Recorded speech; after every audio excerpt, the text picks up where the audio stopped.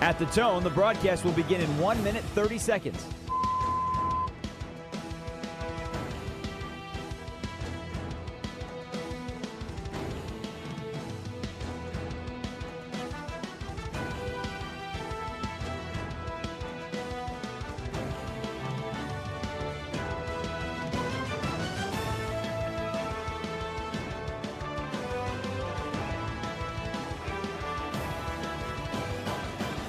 At the tone, the broadcast will begin in 1 minute.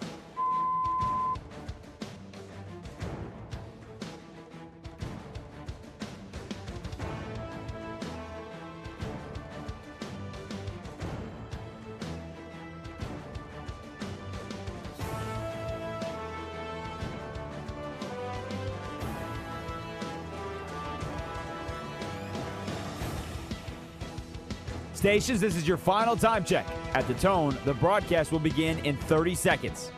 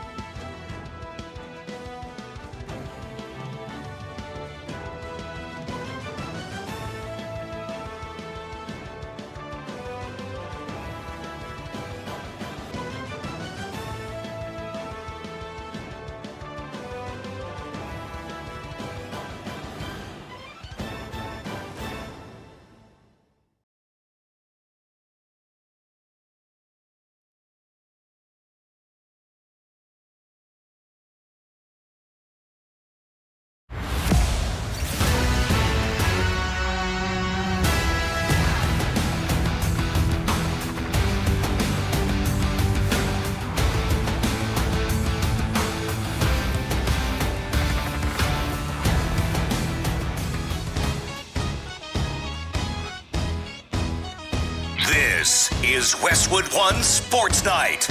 Here's Josh Graham. Happy Free-for-All Friday to you and yours. You get to steer the ship exactly 1 hour from now for 1 hour per week. Save the number, 310-840-4910. As always, thank you for starting your weekend with us. And let's get to the main event, why don't we? We are exactly 1 week away from Taylor Swift and Travis Kelce's wedding.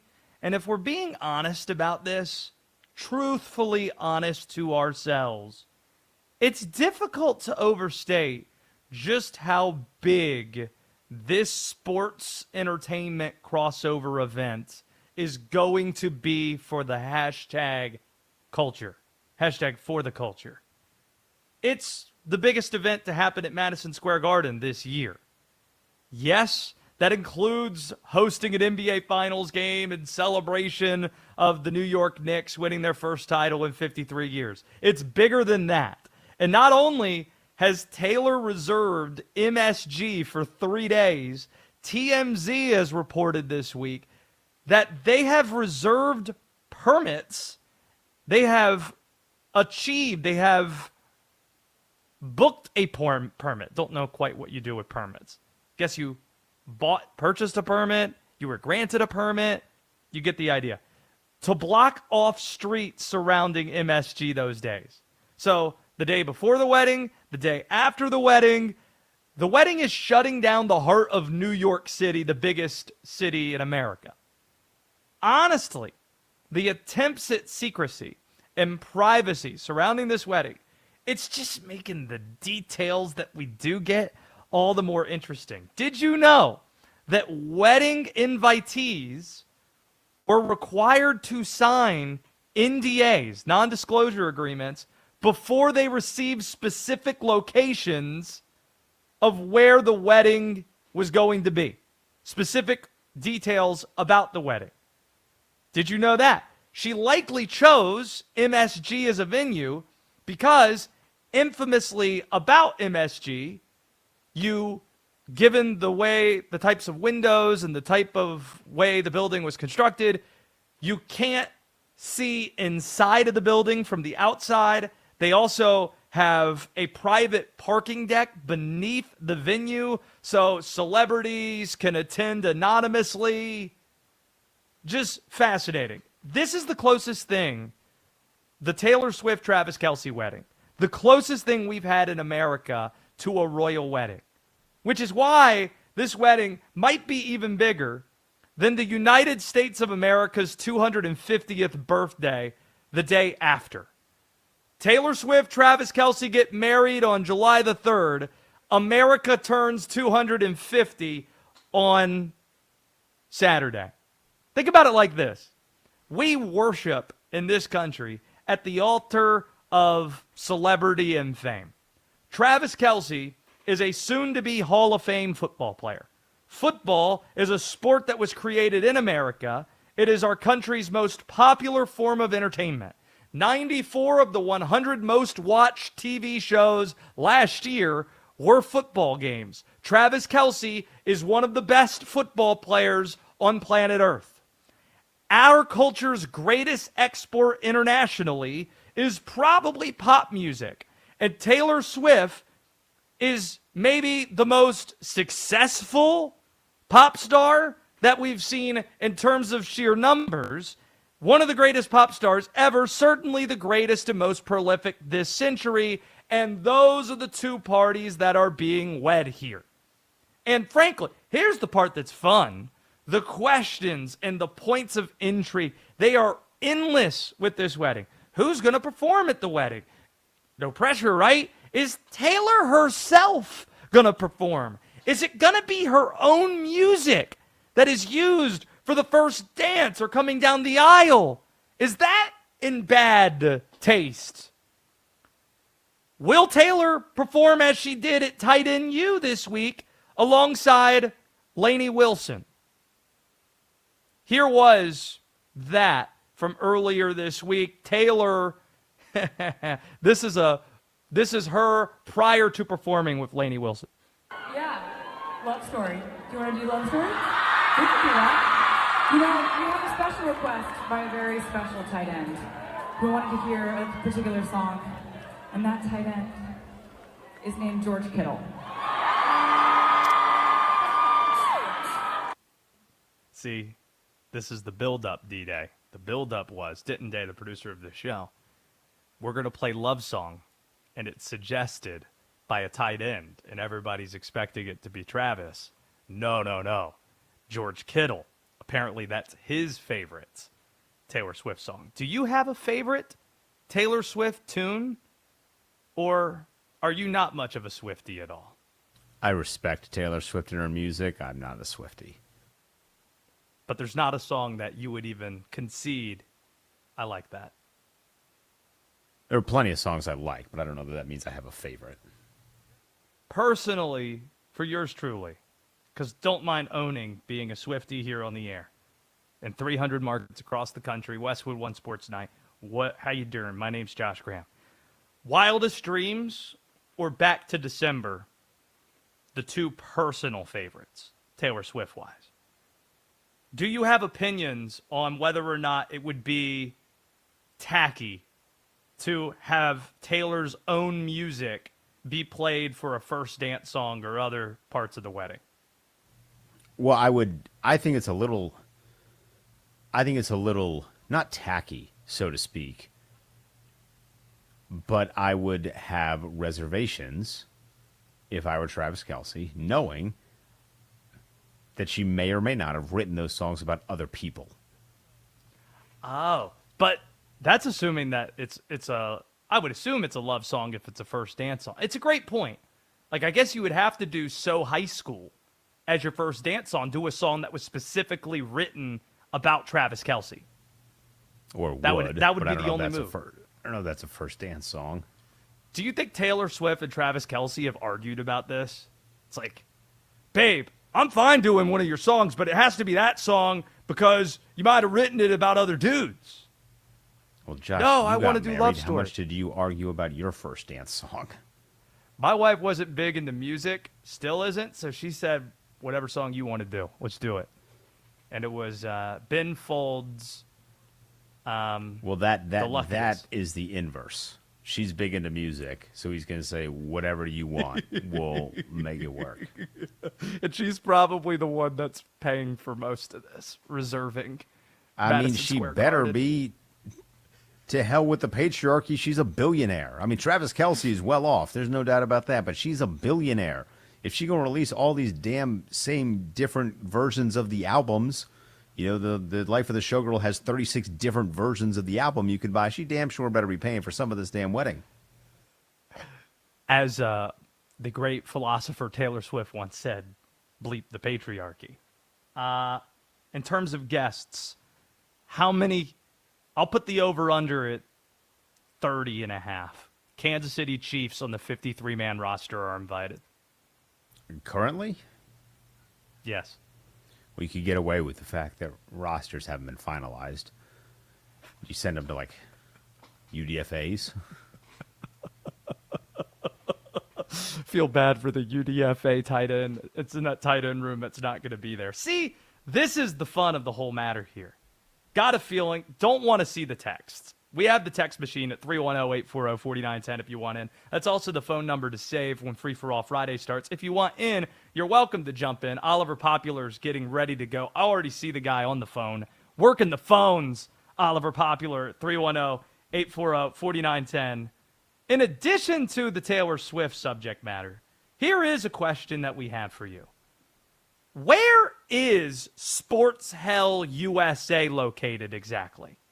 And are we sure it isn't either Minnesota or Milwaukee? Because getting to massive news this week, what were the two biggest headlines of the week? The two biggest headlines in the NBA this week, Giannis traded from the Bucks to the Heat, and the Minnesota Timberwolves on the receiving end of a superstar, bringing in LaMelo Ball from the Charlotte Hornets. These two actually go together pretty well. Because if you can do just a little bit of forecasting, it's not hard to deduce that the Timberwolves are going to be in the same position that the Bucks are in right now. Give it about 2 years. The T-Wolves are going to be in the same position a couple years from now that Milwaukee is in this offseason. Both front offices have a lot of blame to go around. They've swung and missed multiple times with the superstar in their building. Starting with Milwaukee, the Bucks infamously traded for Damian Lillard, which cost them a ton of capital, including Drew Holiday too. A few days later, Drew Holiday flipped to the Celtics, who the next year would win a championship with the Celtics. Minnesota moved on from Karl Anthony Towns. That hasn't aged well, given he's a champion in New York. The T-Wolves got Julius Randle back, who they just shipped off for parts this week, got a second rounder and some cap relief in order to pay Ayo Dosunmu.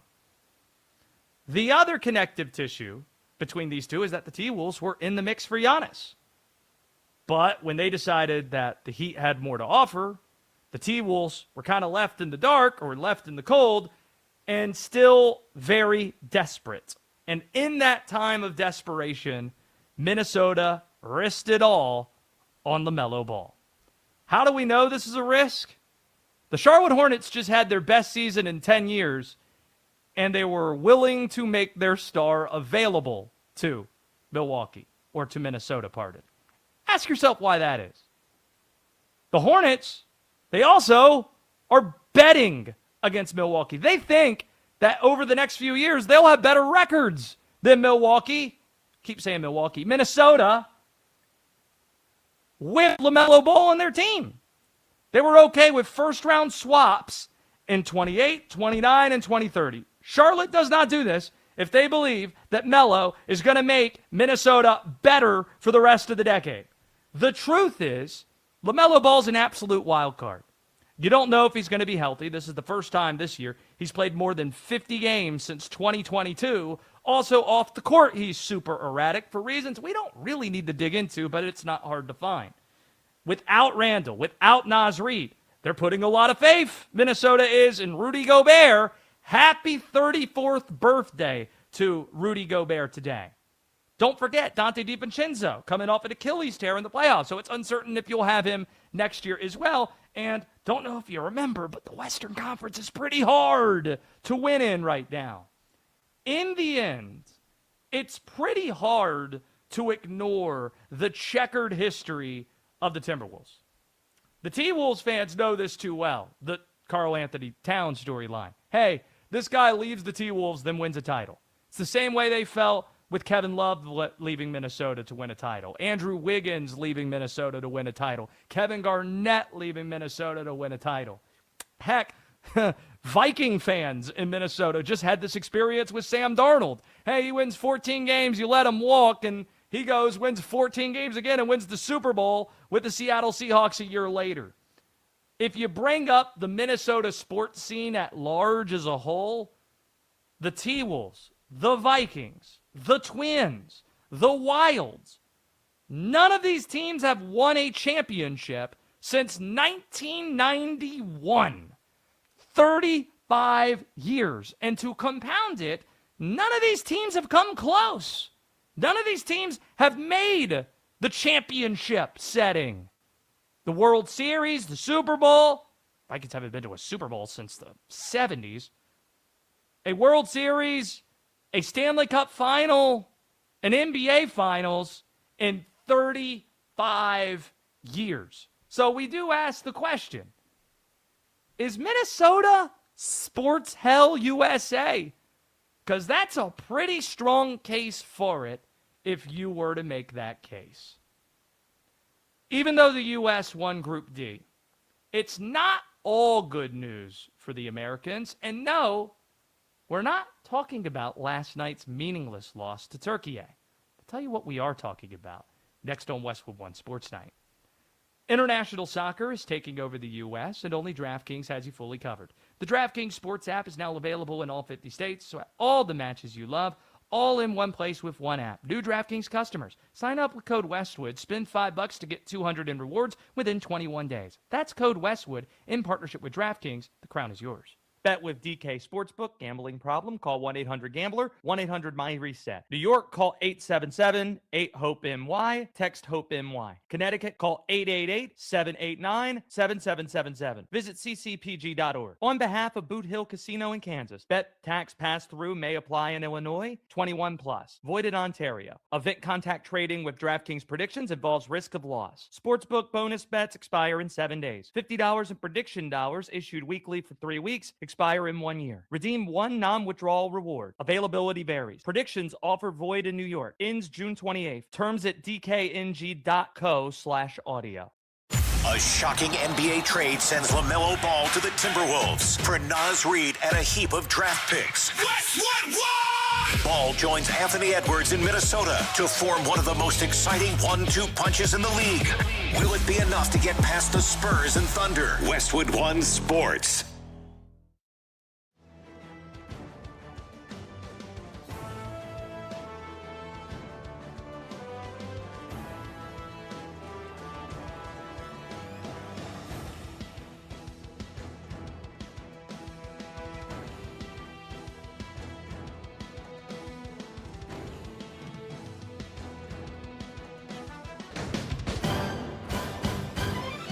At the tone, the broadcast will begin in 4 minutes, 30 seconds.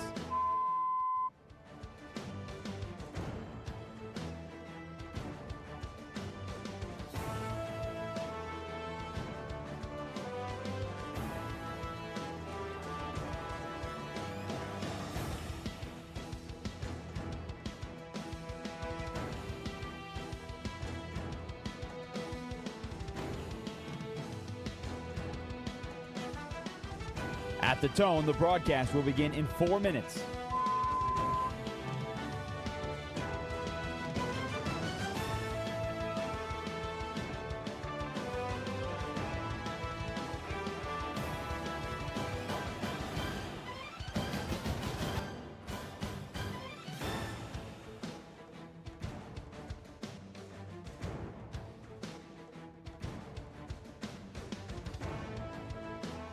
At the tone, the broadcast will begin in 3 minutes and 30 seconds.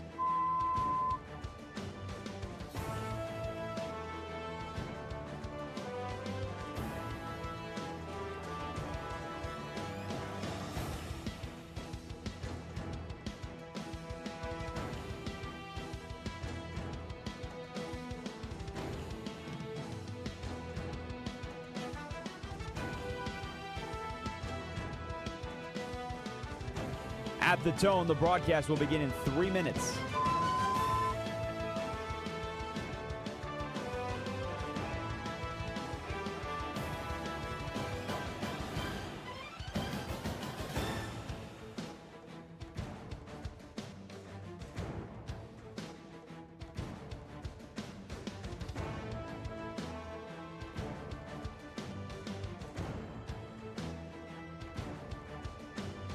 At the tone, the broadcast will begin in 2 minutes, 30 seconds.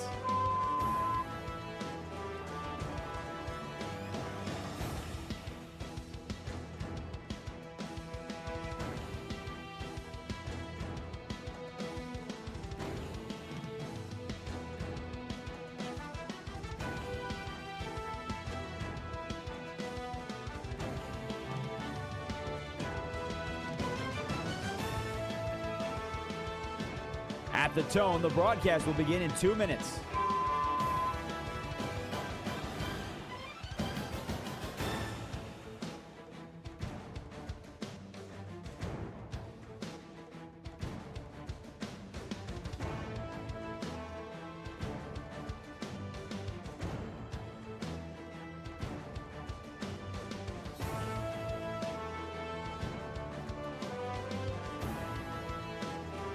At the tone, the broadcast will begin in 1 minute, 30 seconds.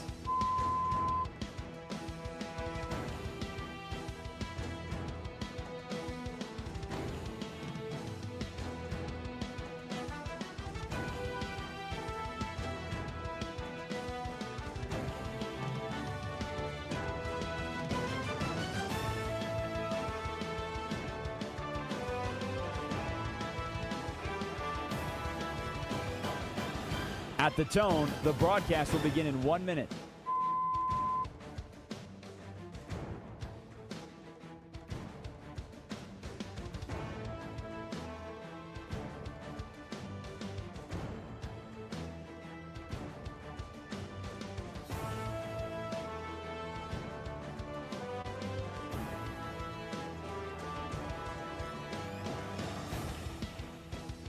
Stations, this is your final time check. At the tone, the broadcast will begin in 30 seconds.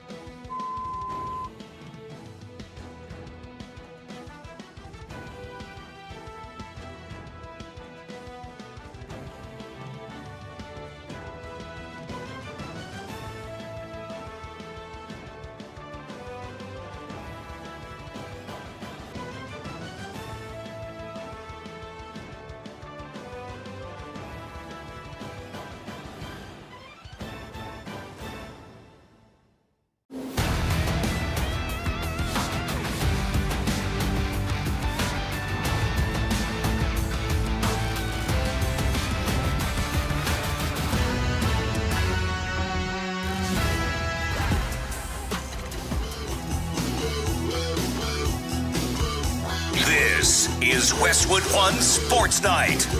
Here's Josh Graham. Free for all Friday at the top of next hour. You get to steer the ship. 310-840-4910. We are asking the question, where is Sports Hell USA? Are we sure it isn't Minnesota or Milwaukee? Made some cases for that now that Giannis is gone from Milwaukee. Probably not the answer since they won the finals 5 years ago. Minnesota hasn't had a men's professional sports championship in 35 years in that city and haven't even gotten close, haven't even gotten to the championship setting in any of the four major sports. 310-840-4910 if you want in. We have World Cup matches going on during the show, so how about we focus on the American national team? This is going to be a one-and-done World Cup for U.S. manager Mauricio Pochenttino. That's the bad news that American sports fans should be grappling with today. Not losing a meaningless, friendly, essentially, a meaningless group stage match against Turkey at the Horn after the U.S. benched 9 starters and had already locked up Group D. This is the thing that should be talked about more. And by the way, the reality is that the United States would like to keep Mauricio Pochenttino as the manager, but that's starting to look less and less realistic. They obviously want to keep him. It's likely why the news leaks today that the U.S. wanted to retain him through 2030 in order to put pressure on him to say yes to 2030, to 4 more years. The on-field results say it all. The U.S. won its group, finished with more points than it ever has in the group stages. That's all very positive. But Pochenttino, his most impressive achievement has likely been unlocking an aggressive offensive style of play for this federation. We're always accustomed to seeing back foot attacking and counterattacking and winning from the back and then building forward and having to do that because of a talent disparity. No more. The Americans are aggressive. They push, they press. It's more fun to watch. It's more indicative of our culture. And good on Mauricio Pochenttino for doing that. But to understand the short-term nature of this arrangement between U.S. Soccer and Mauricio Pochenttino, it requires some context from when this hire was initially made. See, Pochenttino was unceremoniously let go, had an unceremonious exit, shall we say, from Chelsea and the EPL after just 1 year on the job. This was back in 2024. There was some clashing behind the scenes. The results were mediocre for that club standard. They decided to pull the plug. That was the same year that the United States, halfway through a World Cup cycle, less than 2 years before the World Cup was going to be hosted in their country, decided to move off of Greg Berhalter as the manager. That was after the poor performance in the Copa America that was hosted in the States. The style of play had really grown stale. The U.S. made a desperate move. Since Pochenttino was such a respected club coach and he was available, most importantly, the U.S. decided to throw a record bag at him. He's reportedly making $6 million to manage this U.S. soccer team. And because of the money and because of the short-term nature of it and the U.S. being the host nation, Poch decided to accept it. But here was JT Batson, the CEO for the U.S. Soccer Federation. This is right before the tournament started, going on a CBS Sports podcast, giving us a reminder of what the current arrangement is with Pochenttino. You know, when you attract great people, they're wanted by great organizations from around the world. I think it's important to remind everyone that currently, at the end of the World Cup, Mauricio has no contract with U.S. Soccer. And, you know, if I were in anyone's shoes and I had an agent, I would expect them to be exploring what other options there are in the future. So don't get it twisted. Mauricio Pochenttino, which, by the way, the response to the report today that they're looking to extend him for 4 years was met with a decision will not be made sooner until after the World Cup is complete. Don't get it twisted. Mauricio Pochenttino wants to manage professional clubs, and he's going to go back to doing that after this World Cup. Just look at the types of jobs that he's reportedly been up for. Teams that have been sniffing around. AC Milan, from the EPL, his former club at Tottenham, Brentford. This has all been reported. And also on that podcast, JT Batson was talking about how forthright and how honest Pochenttino has been about these teams reaching out to him. Probably because he knows that he's not long for the U.S. position. This is the type of manager that Pochenttino is. Prior to accepting this job with the U.S. Federation, he had spent 12 years managing at the top levels of professional soccer. You're looking at Tottenham of the EPL. You're looking at PSG in France. You're looking at Chelsea, as mentioned. This is the type of manager that he is. That identity is certainly a lot stronger of an incentive for him to go back to club soccer than the pull of being the American manager, especially since, you know, he's an Argentine national. So this isn't an American homegrown that dreamed all his life of playing and then coaching the U.S. It's not what it is. Don't project what you want Mauricio Pochenttino to be onto Mauricio Pochenttino. Just be appreciative that we have a really, really good manager for a World Cup that we're hosting, and that we were able to identify and hire such a manager halfway through a World Cup cycle 2 years ago and get this type of performance so far. That's something, regardless if he comes back, you should be tipping your cap in appreciation for U.S. manager Mauricio Pochenttino. This segment is sponsored by Progressive Commercial Insurance, protecting small businesses with affordable coverage options. Get a quote today at progressivecommercial.com. The United States, as you probably know by now, will next be in action on Wednesday nights against Bosnia and Herzegovina, 8 p.m. kickoff time, Santa Clara, California. 3 NFC West stadiums off the board for the United States in this tournament. Don't think that Phoenix or Arizona is going to be hosting any World Cup matches, so they'll have to stay at 3. Let's hope that they're able to check more NFL stadiums off the board, though. That would require them to get to the semifinals in Dallas or the final in New York/New Jersey Stadium, because they stripped away all the sponsors off the names of these stadiums during the World Cup. That was part of the deal in having these stadiums be hosts. It is a great night for baseball. No bias at all. No bias at all in talking about how great of a night it's been in baseball. Where to begin? Oh, how about the Baltimore Orioles beating the Washington Nationals? D-Day, you seem like you're really taking this hard today. You guys got one. Congrats. Needed it.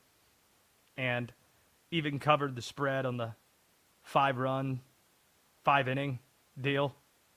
So that was a winner. Shout out to Trevor Rogers. Looks fully back. That guy's an ace. Speaking of aces, Paul Skeen's setback continues. Hosted the Reds. Cincinnati jumped all over him. Eventually won 6-4. Unbiased. Again, no bias here, even though we bet on Andrew Abbott, pride of South Boston, Virginia, and Cincinnati. There are some not-so-great headlines featuring a couple of firings. The Mets finally fired Mendoza. The Mets then lost tonight against Philly. So Carlos Mendoza, he's out as the manager in Queens. The Angels out west, they fired their GM.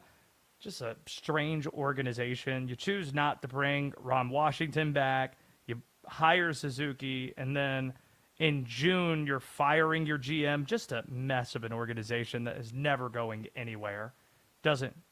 You never feel, even when you had Shohei Ohtani, you weren't doing anything out in Anaheim. Also not great, the Kansas City Royals. They're not great. How bad are they? Glad you asked.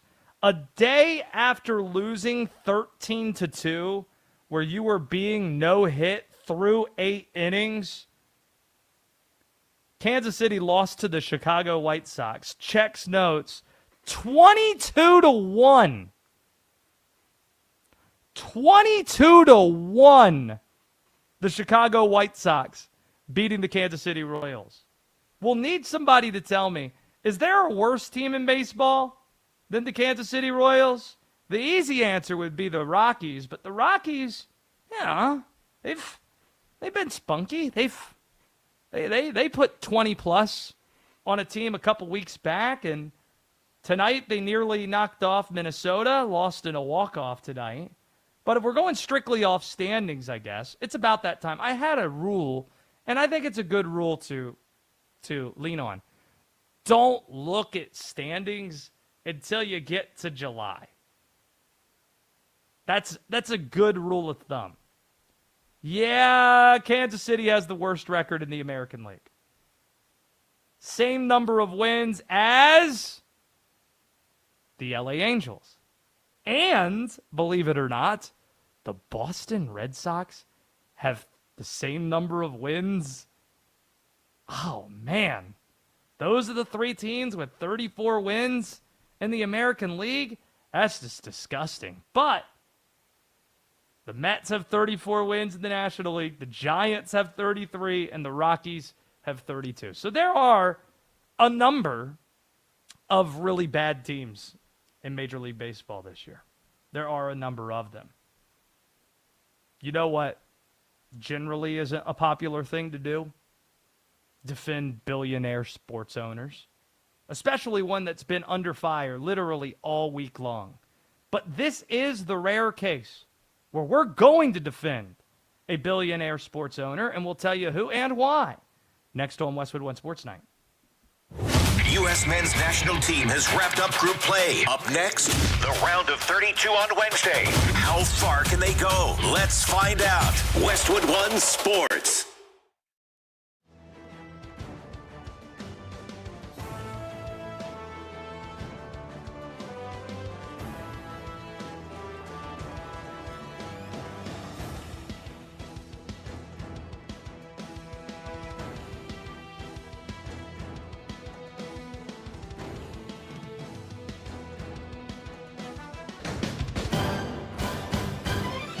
At the tone, the broadcast will begin in 4 minutes, 30 seconds.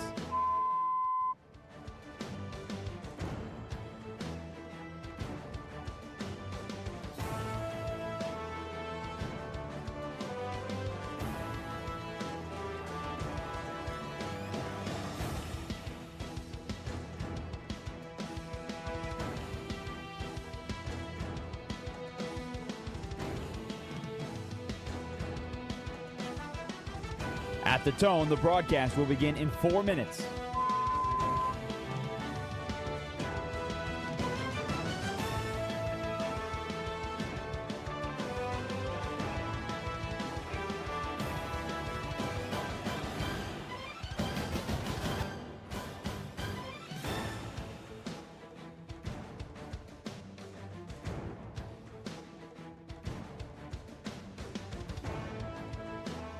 At the tone, the broadcast will begin in 3 minutes and 30 seconds.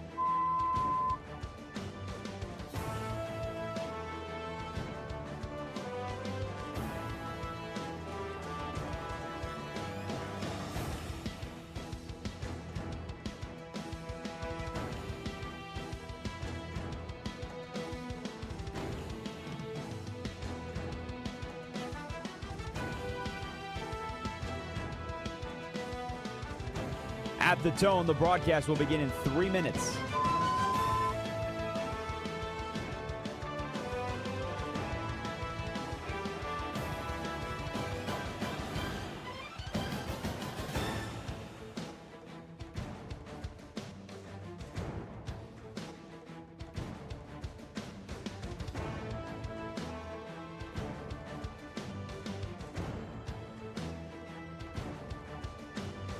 At the tone, the broadcast will begin in 2 minutes, 30 seconds.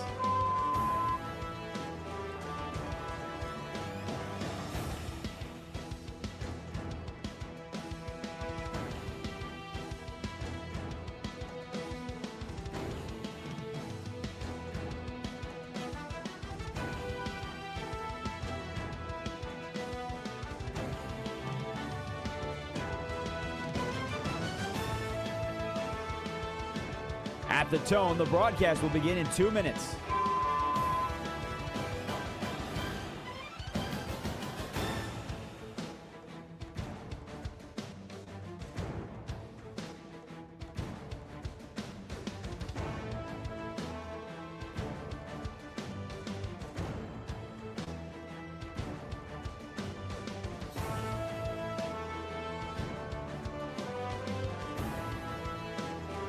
At the tone, the broadcast will begin in 1 minute, 30 seconds.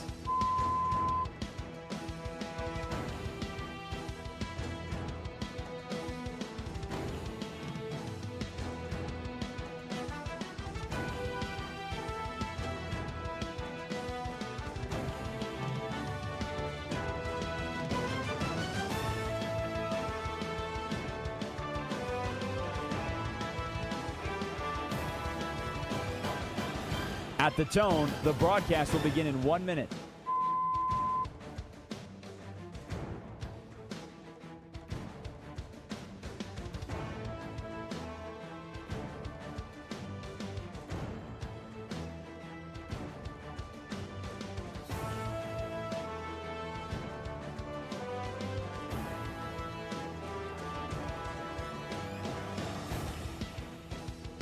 Stations, this is your final time check. At the tone, the broadcast will begin in 30 seconds.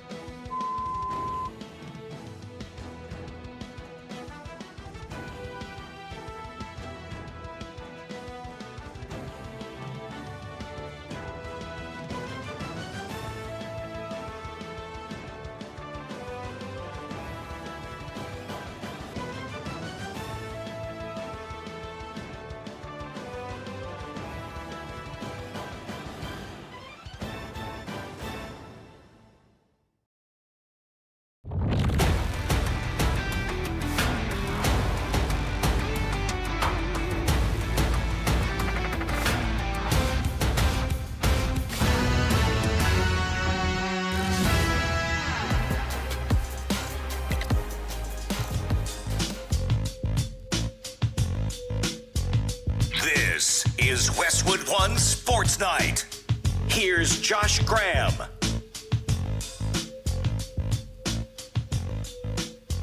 Live action in the World Cup. Belgium won. New Zealand no score, 38th minute. Belgium 1 point better than New Zealand, third and fourth place in that group. So Belgium needs to tie or win the match to secure a spot in the round of 32 to advance to the knockout stages. They're in very good position to do so. Egypt, Iran, we'll talk more about the ramifications of that match from a U.S. perspective, level at 1 apiece. But there's a story that, honestly, everybody seems to take one side on this particular story. There's nobody seemingly willing to side with the billionaire sports owner. So allow us to be the first to do so. Portland Trailblazers owner Tom Dundon. The thing you need to know about him, more than anything else, he is a businessman first. He is a major professional sports owner second. In the truest, purest sense of the word, he is a capitalist. After the early checkout controversy, once he bought the team earlier this year, the playoff towel controversy that was talked about, he continues to ruffle feathers. First, it was the coaching contract he gave the new Blazers head coach, Micah Nori. Micah, well-respected assistant with the Minnesota Timberwolves. He gets one guaranteed year, then team options for years 2 and 3. This prompted the National Basketball Coaches Association president, J.P. Bickerstaff, to call out Dundon specifically in a very scathing light, saying that this devalues the coaching profession and the precedent this sets is terrible. Now, Tom Dundon is publicly asking the Portland taxpayer to completely fund a $600 million renovation to the Moda Center. And in reporting, there are some loosely veiled threats that he could consider moving the team if he doesn't get those funds from taxpayer dollars. But here he was explaining that position, Dundon himself, to the Portland Chamber of Commerce earlier this week. I think everybody can characterize things however they want. I don't see it the same way, but I'm not trying to get people to agree or disagree with me. I just know it feels like we're making a pretty big investment by staying here and paying these tax rates and agreeing to these fees for dollars that go back into the building. It's not that we're taking the money. So, yeah, his argument is essentially the taxes are so crazy out here, and you have the funds in these taxes in an entertainment space anyway, tourism and entertainment space anyway, that given what we have to pay as owners for taxes here, that money should be going back into the arena. Not for us to take, but going into the arena that we all enjoy. Now, there is a distinction that you should understand about Tom Dundon that Carolina Hurricanes fans, like myself, had to learn when he bought the team. He is not cheap. Let's say that again. Tom Dundon is not cheap. You don't own NHL and NBA franchises while publicly seeking out Major League Baseball as well, which he's trying to do in the state of North Carolina, if you are cheap. He bought the Portland Trailblazers for $4.5 billion. So he's not cheap, but he does flatly reject precedent, and he refuses to pay what he sees as being more than he has to pay. That's where the businessman, that's when the capitalist purely comes out. And he's willing, by the way, as he kind of noted at the beginning of that clip, to take the criticism for that. In the Hurricanes case, the man, Tom Dundon, was very much disliked early on in his tenure with the Carolina Hurricanes because there was an amazing Hall of Fame, maybe the best radio announcer, won the Foster Hewitt Award. Chuck Caton, Hall of Famer, who has been doing Carolina Hurricanes games since the beginning of the Hartford Whalers' existence. But you also had John Forsland, who's the national voice of the Stanley Cup this year, one of the best announcers doing your games on TV. And Tom Dundon said, well, both these guys are amazing. How about we just have one broadcast and stick to just having, and we put it both on TV and radio? Well, fans lost their minds. And then John Forsland was looking to be paid because he's one of the best announcers, like one of the top announcers. And Tom Dundon said, again, fans didn't like this, but it was true. Whoever's calling the game is not going to impact who's watching.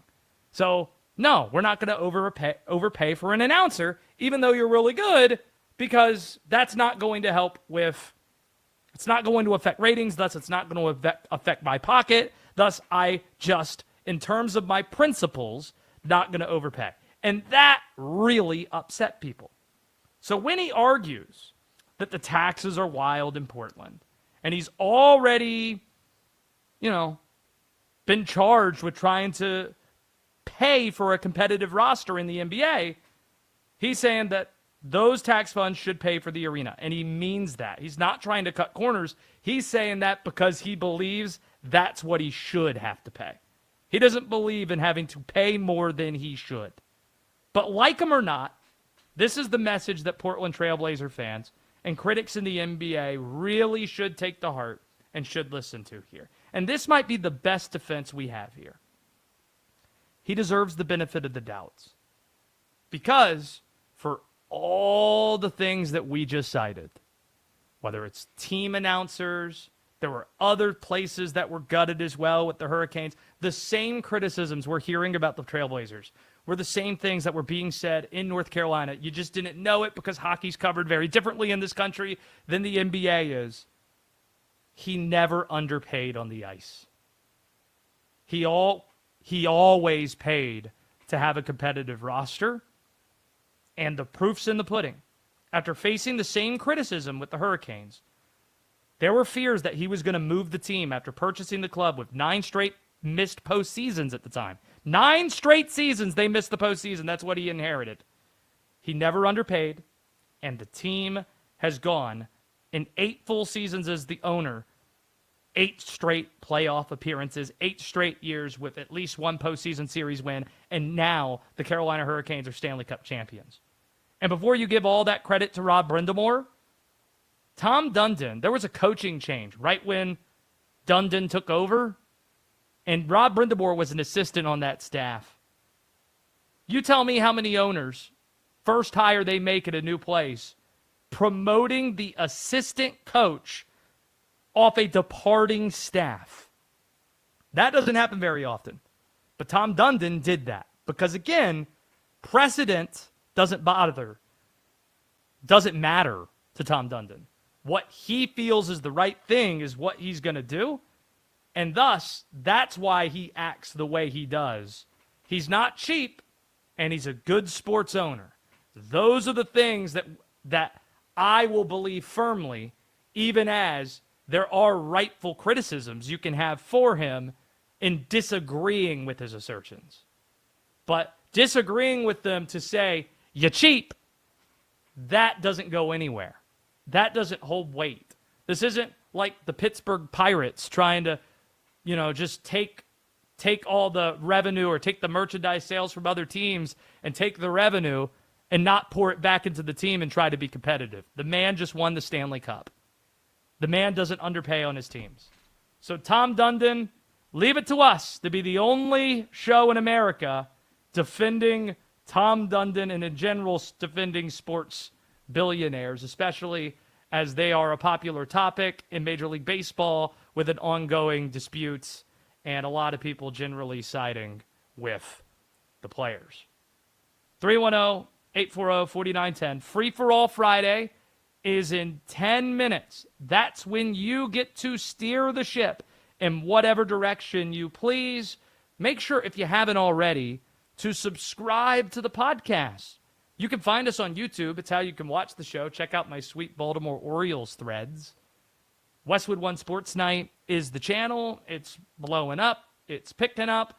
You can watch us. You can listen to us. Like, comment, subscribe. All those things help with the algorithm, and it's greatly appreciated, your engagement. And then the podcast feed, Westwood One Sports Night, you can find on Apple Podcast and find on Spotify. However, and wherever you listen or watch, greatly appreciate that.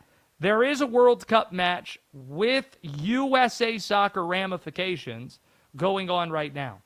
Group G is on the line between Iran and Egypt. This is in Seattle. It is approaching halftime, about a minute left in stoppage time. Your score, Egypt 1, Iran 1. If Egypt wins or draws, they win the group. If Iran wins, the group is theirs. The winner of Group G will be paired with the United States-Bosnia match next week in the knockout stages, meaning the winner of this match would be the likely team waiting for the United States should they advance to the round of 16 in Los Angeles. That's what this means. And yes, get all your geopolitical takes in now if it's Iran facing the United States in a round of 16 match. Getting to the earlier action today, the best, most consequential match was Spain and Uruguay. Group H on the line. Spain made it 1-0 late in the first half. Uruguay then was active, made a goaltending change at the half, picked up a late red card and lost 1-0. They are eliminated for the second straight World Cup in the group stages. Remember, this is a Uruguay team not too long ago played in the World Cup final. Back-to-back World Cups eliminated in the group stages. And then earlier in the day, no Erling Haaland for Norway. He is sat as Norway already had clinched its spot to the knockout stages, and not having Erling Haaland showed against the French. France scored early. France scored often. A 4-1 win for the French. D-Day, was this your first time really watching the French? Because this was the preseason bet I had to win the tournament, a team with very few holes in their game. And I'd watched them before, but I was excited because I wanted to see Mbappe versus Thor. And then I found out Thor was not playing. And I was like, man, what's the point of watching these Nordic dudes if the best one ain't playing? And then France just completely ran circles around them. And I was like, man, I've had so much fun watching U.S. soccer. They don't stand a chance if they play France, which they could end up doing. You got bars, D-Day. They don't stand a chance if they play France. Like that. Did you ever have like a DJ name? Like, did you work in student radio or work in a music radio at one point? Did you ever have like a DJ name? I mean, D-Day. Oh, DJ D-Day. Spinning that hot fire on Westwood One Sports. It's what he does. Love that. Spinning those tracks. The tracks that we're going to be spinning for the next hour, though, it's one note. Well, one artist. Jimmy Buffett. I only have Gatorade, like 12-ounce Gatorade bottles here in the studio, but going to be thinking about drinking margaritas as I consume those. Because during Free For All Friday, it's your chance to steer the ship for 1 hour a week, each week. Your chance. 310-840-4910 is the phone number. Call in now. Steer the ship in whatever direction you please. And as we're inviting you to do so, we also have a direct message to Taylor Swift and Travis Kelce that we'll share with you next. This is Westwood One Sports.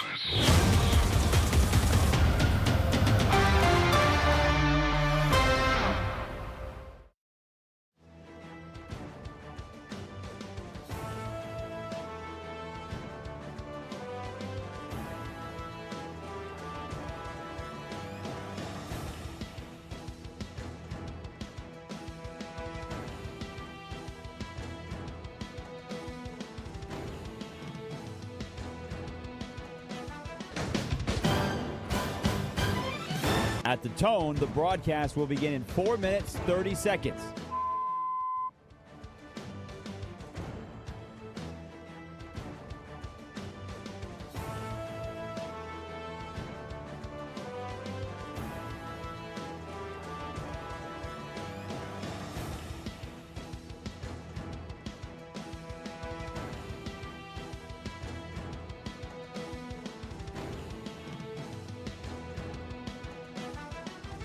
At the tone, the broadcast will begin in 4 minutes.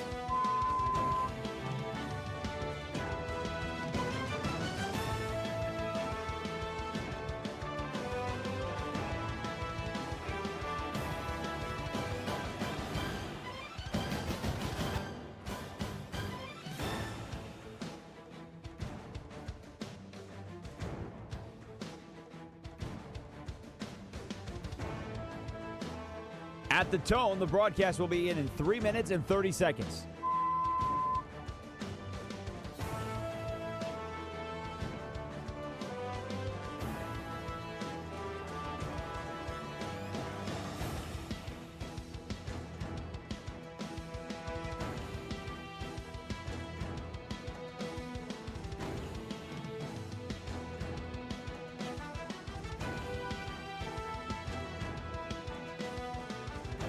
At the tone, the broadcast will begin in 3 minutes.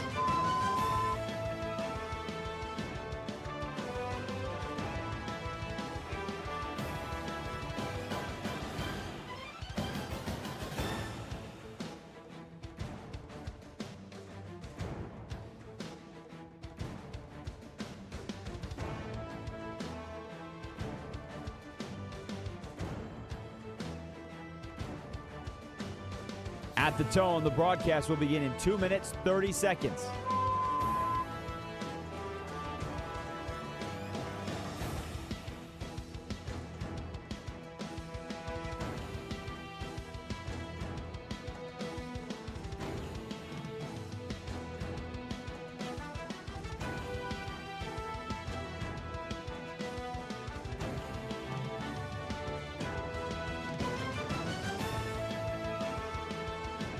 At the tone, the broadcast will begin in 2 minutes.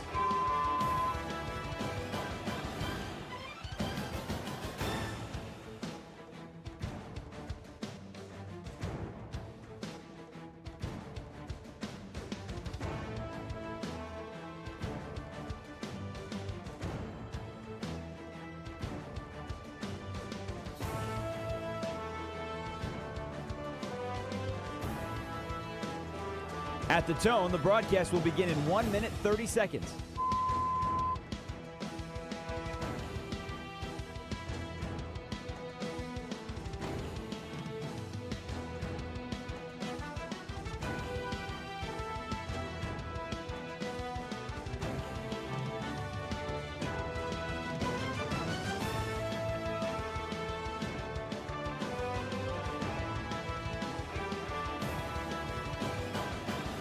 At the tone, the broadcast will begin in 1 minute.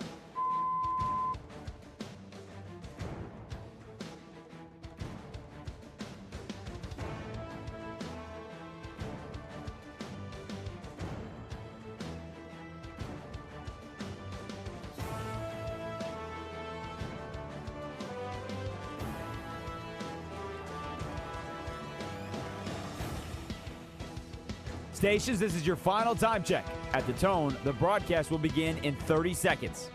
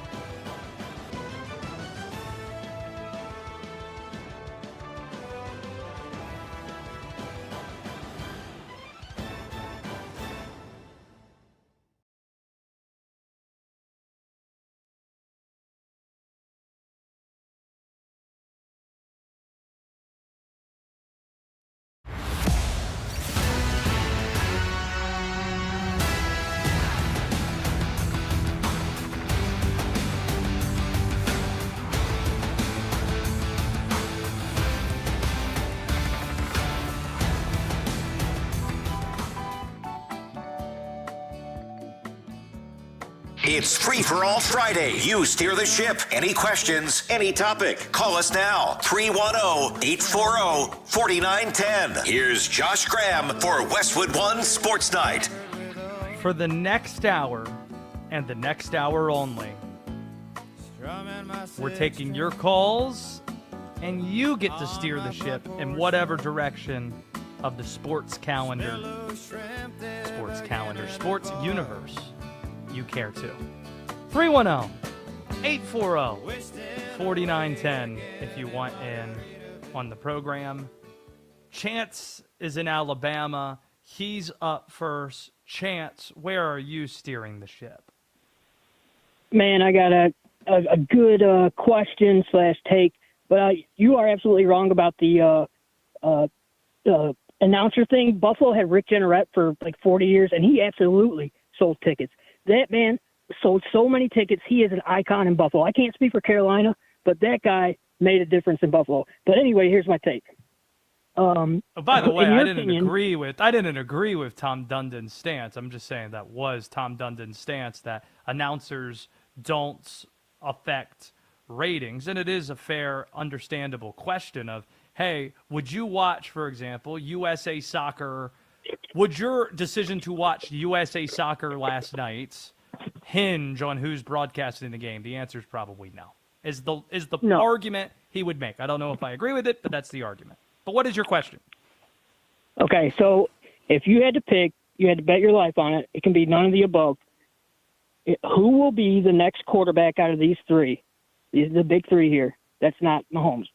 Who will be the next one to win the Super Bowl, not get to one? And like I said, it can be none of the above. Burrow, Allen, Lamar. In your opinion, who's going to do it? You got to pick one. You can't sit on the fence, or you can say none of the above. I won't. I think it's Allen. I might say none of the above, but if I had to pick one of the three, I'm going to say Lamar Jackson in Baltimore, and I'll tell you why. Because I have more faith in that organization than I do the Buffalo and Cincinnati organizations. I like their head coach more than I like the other two head coaches.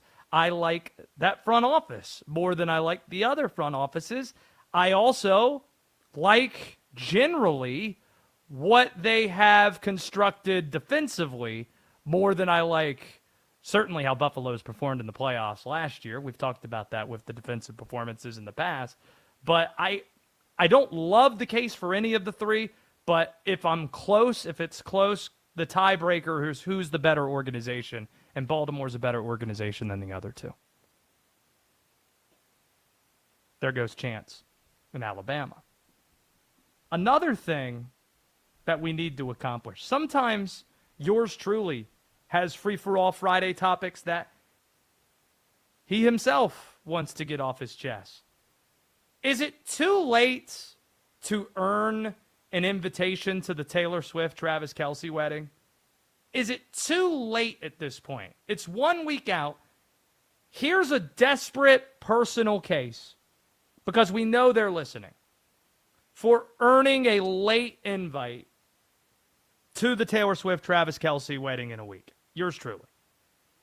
Number one, there might not be another national sports host more in the corner of both Travis and Taylor than I am.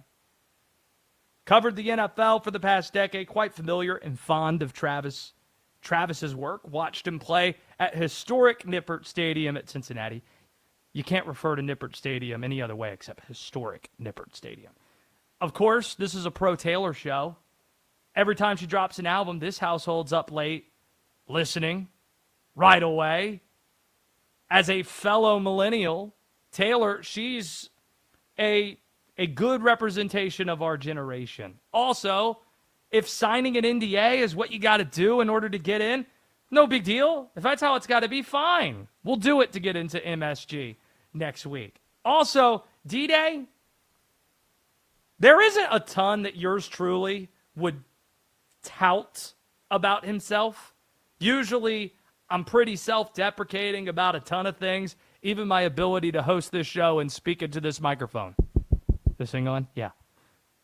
Being a world-class wedding guest is one of the things I will tout. It is a trait that I'm proud of. I wear it proudly. See, this is, again, if Taylor Swift or Travis Kelce is listening, you can place me at any table. I'm a social chameleon. Can make friends with whoever's at that table in 15 minutes. Could be best friends. Did this a few weeks ago at a really nice wedding off the beach in Florida. You want to talk movies? Gotcha. Sports? Of course. Music? Bang, bang. Deep bag.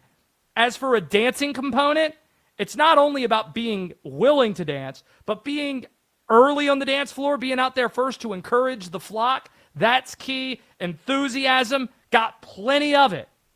If the DJ needs suggestions, I'm trying to think about what the bride and groom would want to hear. Try to help. Like good example, knew my friend who got married.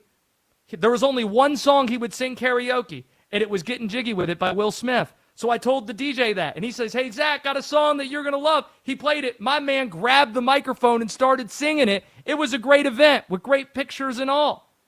Great wedding guests. I won't bother the bride and groom while they try to eat. I won't get sloppy drunk. I'll always show appreciation towards the parents and make sure they feel good. This is the case, D-Day. World-class wedding guest Josh Graham talking to you here. I wish I could help you. I can't. You're talking to the wrong person. You've called the wrong line. Your extension was messed up. I mean, you could sell yourself to me all you want. I've already been married, and I don't have any input on the Taylor Swift wedding. But were there guests at your wedding that you're like, that's a great wedding guest, versus, without obviously saying names, you're like, okay, this guy, he started urinating in like the bushes, and it reeked of weed. I mean, you can figure out whatever reasons that somebody is reckless. Well, I'd like to think that all of the guests at my wedding were great guests because I'm not friends with losers. But thankfully, there was not a lot of drama. There was nobody that was peeing in a bush. There was nobody that was smoking a pound of weed, so everything was fine. One of my really good friends, I think, checked that box on both of them, was a very big hit at the wedding, actually, at my wedding, and he also might be prominently in the media business. There's no event this summer. Justin writes in, Josh should just camp out of MSG, do the show from there. Well, I would, but they're blocking off streets Thursday, Friday, and Saturday surrounding the building. She's not taking any chances here. This is why I'm trying to do what Travis did in order to land Taylor. On a very public forum, I'm trying to shoot my shot in order to get into this wedding, because D-Day, there's no event this summer that would be cooler to say you were at than that. And I say that as somebody who was at the Stanley Cup Finals. Like, I think this would be cooler than being at the finals at MSG, personally. Even bigger than being at the World Cup Final in the Meadowlands, or the UFC fight at the White House, or like fill in the blank, whatever you think the biggest event of the summer is in sports. I think this is bigger because here's the test I'll do. You're at a dinner party and you just casually drop, I was at the Taylor Swift wedding. What? Can't say anything more. Signed an NDA. Big as a flex as you can have, I think. I don't think it gets bigger than that. 310-840-4910 if you want in on the program. This hour and this hour only, you get to steer the ship in whatever direction you please in the sports universe at 310-840-4910. Free for all Friday on Westwood One Sports Night. I'm Josh Graham. However, wherever you're listening or watching, greatly appreciate that. It's not free for all Friday unless we go to Mr. Positive. Mr. Positive, it's free for all Friday. Go right ahead. To my warriors, as I get psychotic and enter your mind, body, and soul, remember, how can you triumph? Just stay on track. Aim for the future and never look back. USA, USA, USA. The soccer world is on fire because of the United States. We're finally on the world stage. And yes, my buddy Chris Cuomo and Stephen A. Smith are listening to us. Josh Graham, the world around the world are listening. Everybody. Hold one sec, Mr. Boom, Positive. shakalaka. Mr. Positive, yes, there's the boom shakalaka. But hold one sec. I thought you were reprimanded by Stephen A. Smith. You told us you were reprimanded. What happened? Yes. Did your dad tell you about it? I wanted you to see it. No, yes, I haven't talked to my dad about you ever. But what happened? Oh, my God. This is what happened. Josh, baby, D-Day. All of a sudden, I call in. Stephen A. stops his show and goes, hey, I got a bone to pick with you, Mr. Positive. I thought I was special. I was the sixth born. You say boom shakalaka and go for your dreams, and everybody knows about it. I thought it was for me. Stephen A. just went, oh, my God, and I'm just going, I have nothing to say. And I said to him, I go, I'm going to mention it with only you and Chris Cuomo. And he goes, no. I need something special for me and only me, Stephen Anthony Smith. Oh, my God, it was orgasmic. It was unbelievable. Josh, baby, everybody go for your dreams. I believe in you. Do you believe in yourself? But hold one sec. Where do I rank? Though, between... No, there he goes, D-Day. I don't think he wanted to be further pressed on this matter. But there was nothing reprimanding about that. It was just a plea for something. Like I thought reprimand was like a punishment of some kind. Yeah, and also, do you think he's dropping our name to Chris Cuomo and Stephen A. Smith the way that he drops Cuomo and Stephen A? That he drops those names on this show. Lord have mercy. That's At least what get I'm us an saying. invitation. It better be Boom Shakalaka was talking to Josh Graham last night, Stephen A. Because here's the thing you should know about Stephen A. The pride of Winston-Salem State, where I happen to live right down the street from in Winston-Salem, North Carolina. So shout out to the Rams, the Ramalee, and yes, to Mr. Positive and Stephen A. Smith. Let's go to Jim. He's in Indiana. Every time I go to a caller named Jim, I want to do the Romo impression and say, Jim! Jim! What do you got for me, Jim? Third time caller. Hello. Dude. How are we? What do you have on Free for All Friday for us? Where are you steering the ship? If you was making a mix CD, what do you put in with Jimmy Buffett? Question number one. Question number two.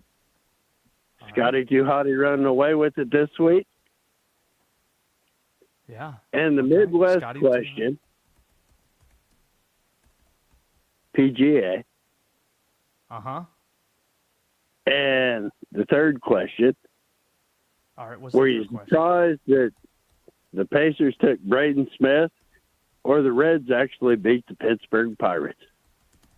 I appreciate the call. I was not surprised that the Reds beat the Pittsburgh Pirates because I bet on it last night, gave out that bet on the show. Appreciate the call, by the way, from Jim in Indiana. Was not surprised they took Braden Smith because that's an awesome story and a good pick in the second round. Scotty Tuhati probably going to run away with it because he didn't play well in the major last year. And also, foreshadowing, he forgot his belt before his first round yesterday and needed his buddy Sam Burns to go back and grab it for him, and apparently he did well after that. Scotty Too Hottie is a good nickname, and the vibes are really good there. In terms of a mixtape that we might equip along with Jimmy Buffett, that's interesting. Like if we're trying to be music sommeliers, what's the word? That like the wine people? What's the sommelier proper? is the right word. Yeah, you got it. I thought it was. Okay, if we're trying to do that for a Jimmy Buffett type style playlist, what type of music are we also putting on that playlist if we're trying to stay consistent with theme? Probably Chicken Fried by Zach Brown Band. That's probably going to be on there somewhere. Other beach music. I mean, you probably could do some Beach Boys. That's not bad. Sloop John B. Might throw that on there. Just a few things that come to mind right off the rip. Anything to add to that, D-Day? I don't know if this is your bag, musically speaking. You have lost me. I'm out of my bag. 310-840-4910. This is the beauty of Free For All Friday. Believe it or not, though, Taylor Swift isn't the only mega famous pop star that has real sports crossover tonight. That story, which features the funniest sound you might hear all week long, and your Free For All Friday phone calls, next on Westwood One Sports Night.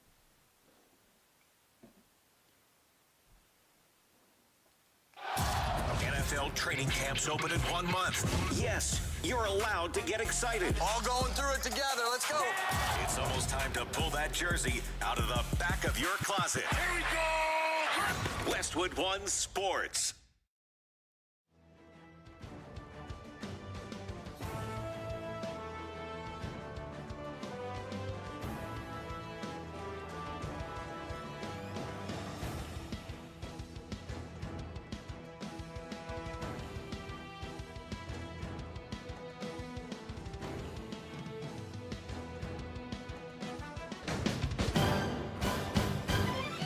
At the tone, the broadcast will begin in 4 minutes, 30 seconds.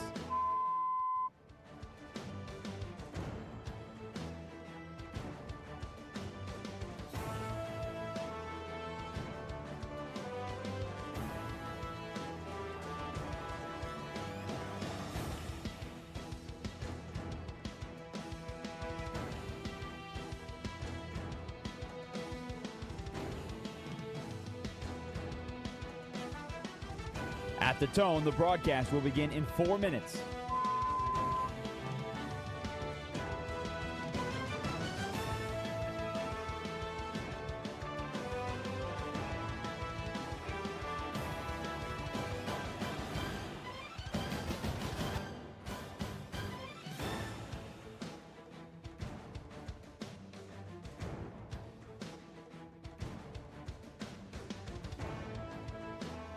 At the tone, the broadcast will be in 3 minutes and 30 seconds.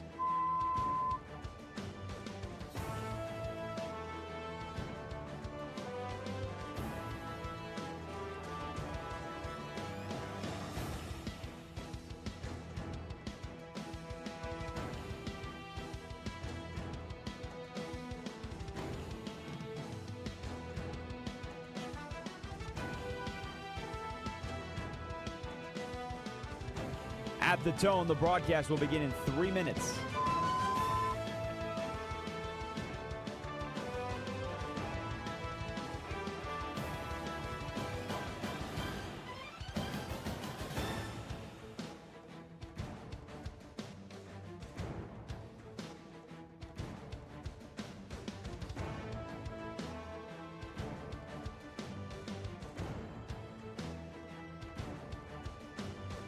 At the tone, the broadcast will begin in 2 minutes, 30 seconds.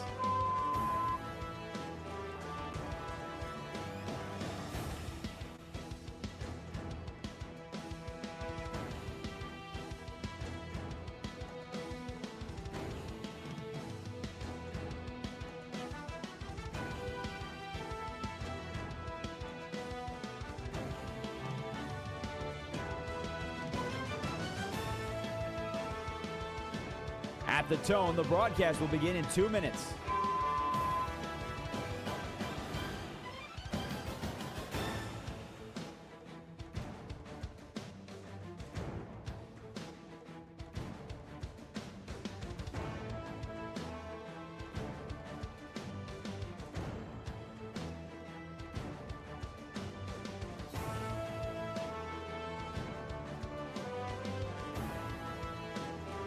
At the tone, the broadcast will begin in 1 minute, 30 seconds.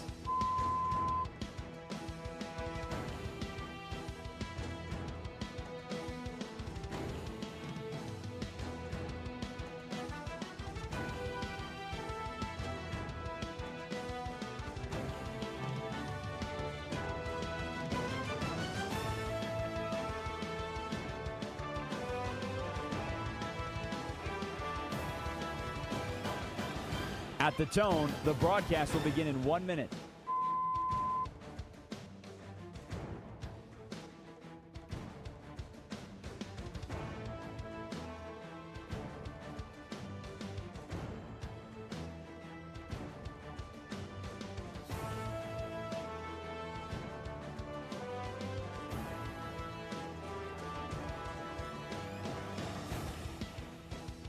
Stations, this is your final time check. At the tone, the broadcast will begin in 30 seconds.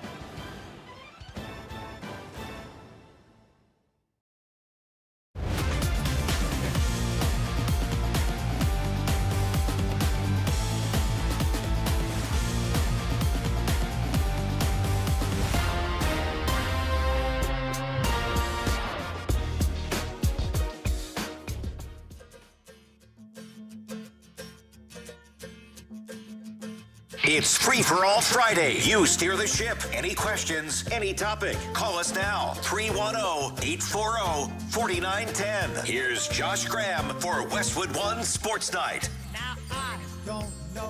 This hour and this hour only, you get to steer the ship. 310-840-4910. D-Day. This is my form of margaritas for those watching on YouTube and on X. Got 3 different flavors, 12-ounce bottles of Gatorade here. I've got Fruit Punch Berry, I have Glacier Freeze, and I have the darker blue cherry. Do you have a goated Gatorade flavor? I'm pretty basic. I'm a big lemon lime guy. But any like Glacier. I'll knock it. Any Glacier. Yeah. You pick the fruit, but Glacier anything I'll take. Blue. If it's blue, your boy's about it. 310-840-4910. We've covered a lot of ground already in Free for All Friday. Mr. Positive got reprimanded by Stephen A. Smith for cheating on Stephen A. Smith's show and doing Boom Shakalaka on this program and apparently with Chris Cuomo. Some have issues with Taylor Swift talk on the air. Man, you really want to trigger people. Bring up Taylor Swift and Travis. You better buckle up for the next week because we've got it for the next week. This is a Taylor Swift, Travis Kelce wedding show, pro wedding. 310-840-4910 if you want in on the program. How about we go to Susan, who's in Worcester? I nailed that, right? That's the proper pronunciation. Susan in Worcester is calling us here on Westwood One Sports Night. Let's start there. Okay, hi. I just want to ask you, I've never seen a fan, we're fans of the show, callers, that love to promote himself, like Greg from Michigan. I just get offended by Mr. him. Positive? Yeah. Oh, you don't like it? No, because he promotes himself and he promotes those losers, psychotic losers, the Cuomos. They are. They're con men. That's what they are, Greg. Conmen, they're losers. They couldn't even beat a Marxist in New York. Am I pronouncing, by the way, am I pronouncing Worcester right? Is that it? Because Yes. I have a lot of friends from Massachusetts. I don't want to offend anybody. Certainly don't want to offend you either, Susan. No, I'm sick of him. It's same old shtick.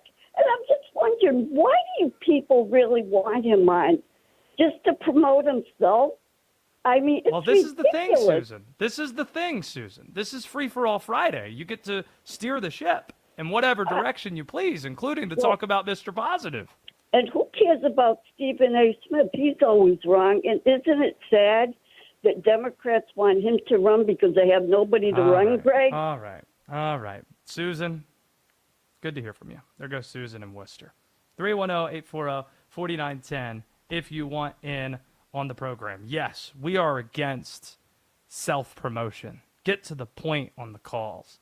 Let's go to Super Rusty Day. 310-840-4910. You're next up on Free for All Friday, Super Rusty. Super Rusty Day, do we have him out of Detroit? Yeah, I'm here. Go right ahead. Can you hear me? Yes. What's up, Joshua? Not a lot. What do you have for me? Hey, man, I just want to say, they tell me, first of all, let me say, what up, though, Susan? This for you. They tell me I could be one of the greatest of all time. It's showtime. Like that, Susan. So anyway, Josh, let's get down to the dynamics of the NBA. Why some years it is better than the NFL. Why? Because of the trades, because of the intrigue, because of the drama, because of the mix, the match, the super teams that you can create. And also, let me say, Stephen A. Smith, I challenge you. Do you know Stephen A. Smith had the nerve to tell me my theory was wrong about Pat Riley teaming up with Magic Johnson over in the office? Here's the thing. He said, Pat Riley's too old. He's 80-something years old. Bro, are you crazy? He's Pat Riley. He's going to keep going until he feels like he's 80, not 90. So that lame excuse that he cannot team up with Magic Johnson, that'll be the greatest team up ever in the front office because, they were coach and player. Magic Johnson is a winner as an executive as well. You bring in Magic Super Rusty, Johnson. I hate to interrupt, but do you have a question? Is there a question somewhere in here? No, it's a hypothesis and a theory I'm putting together. Bring in Magic Johnson along with, because the NBA misses Magic Johnson. We need him back as an executive. Team him up with Pat Riley, and then you bring in LeBron, and then over in Miami, and then you might bring in KD or Kyrie. We're talking about. Yes, I love all the ideas. I appreciate the call, by the way. Good to hear from you. Out of Detroit, 310-840-4910. Free for All Friday sometimes gets into weird ruts at points where we have callers going after each other. Leave Susan alone. Leave Susan out of this. Don't know what we're doing here. I'm on Susan's side from Worcester there. Don't know what Super Rusty Day is doing there. 310-840-4910 if you want in. How about we go to Johnny in Atlanta right now? Because the calls are popping. Let's get to it. Free for All Friday. You get to steer the ship for this hour and this hour only. Johnny in Atlanta, where are you steering it? I got two questions. The first one is, would you rather have a owner like the A's owner who don't spend money and lose, or would you rather have the Mets owner who spend a lot of money and still lose? Steve Cohen. So, yeah. And then I don't see this wrong. Everybody hating on him. I don't see this wrong with him. He's trying to win. He's just not getting the right pieces. But that's my first one. And my second question is on which one should be boycotted? Brand Sorsby for betting on the team or Colin Kaepernick for taking knee? So which one should be blackballed? That's my take. You take it on the thing. All right. Thank you, Johnny. Yes. Free for All Friday, where Colin Kaepernick is a popular name that appears from time to time. Brendan Sorsby or Kaepernick. Gonna let that one sit to the side for a moment and just answer the question. I'd rather be an A's fan than a Mets fan right now because I really think a lot of the players on the A's are fun. I enjoy Brent Rooker and Nick Kurtz, who's a neighbor. He lives a neighborhood over from where I live right now, the pride of Wake Forest, and they've got a lot of really fun players, so I prefer the A's more than anybody else. Did promise perhaps the funniest sound you're going to hear this week. If you thought Taylor Swift was the only sports overlap pop star to talk about right now, you're wrong. Justin Bieber at the NHL draft might be the funniest thing you hear tonight. First off, blatantly obvious that Justin was given almost no direction here. In Buffalo, as the Leafs are set to announce the first overall pick, you got the Biebs walking out, and he immediately gets booed. Here's how it sounded, courtesy of ESPN. What's going on, Buffalo? What's up, Toronto? Man, what an incredible night. Oh, man, the child in me is ecstatic right now. I've been a Leafs fan since I was just a little boy, and these nights are so special. I'm so grateful to be here. Yeah, so he's getting booed. He's grateful to be there. It feels almost part WrestleMania, part award show hosting, and he seems a little lost because, D-Day, what percentage chance would you give that there was a rehearsal that Justin Bieber showed up for his minimal appearance on the draft? Very small. Very small. Zero, probably the answer. Near zero, to quote Oppenheimer. But if you thought there was any doubt about the lack of choreography, just wait until you hear what came next just to tie. And let me set this up real quick. You're about to hear how Justin Bieber first greets the commissioner of the NHL, Gary Bettman, on stage, and how Justin decided to announce the newest star for his beloved Maple Leafs, #1 overall. I don't know if am I supposed to come up right up here? Hey, how are you? Good, good, good. Thanks for having me tonight. Yes, sir. I'm ready. Should I go for it?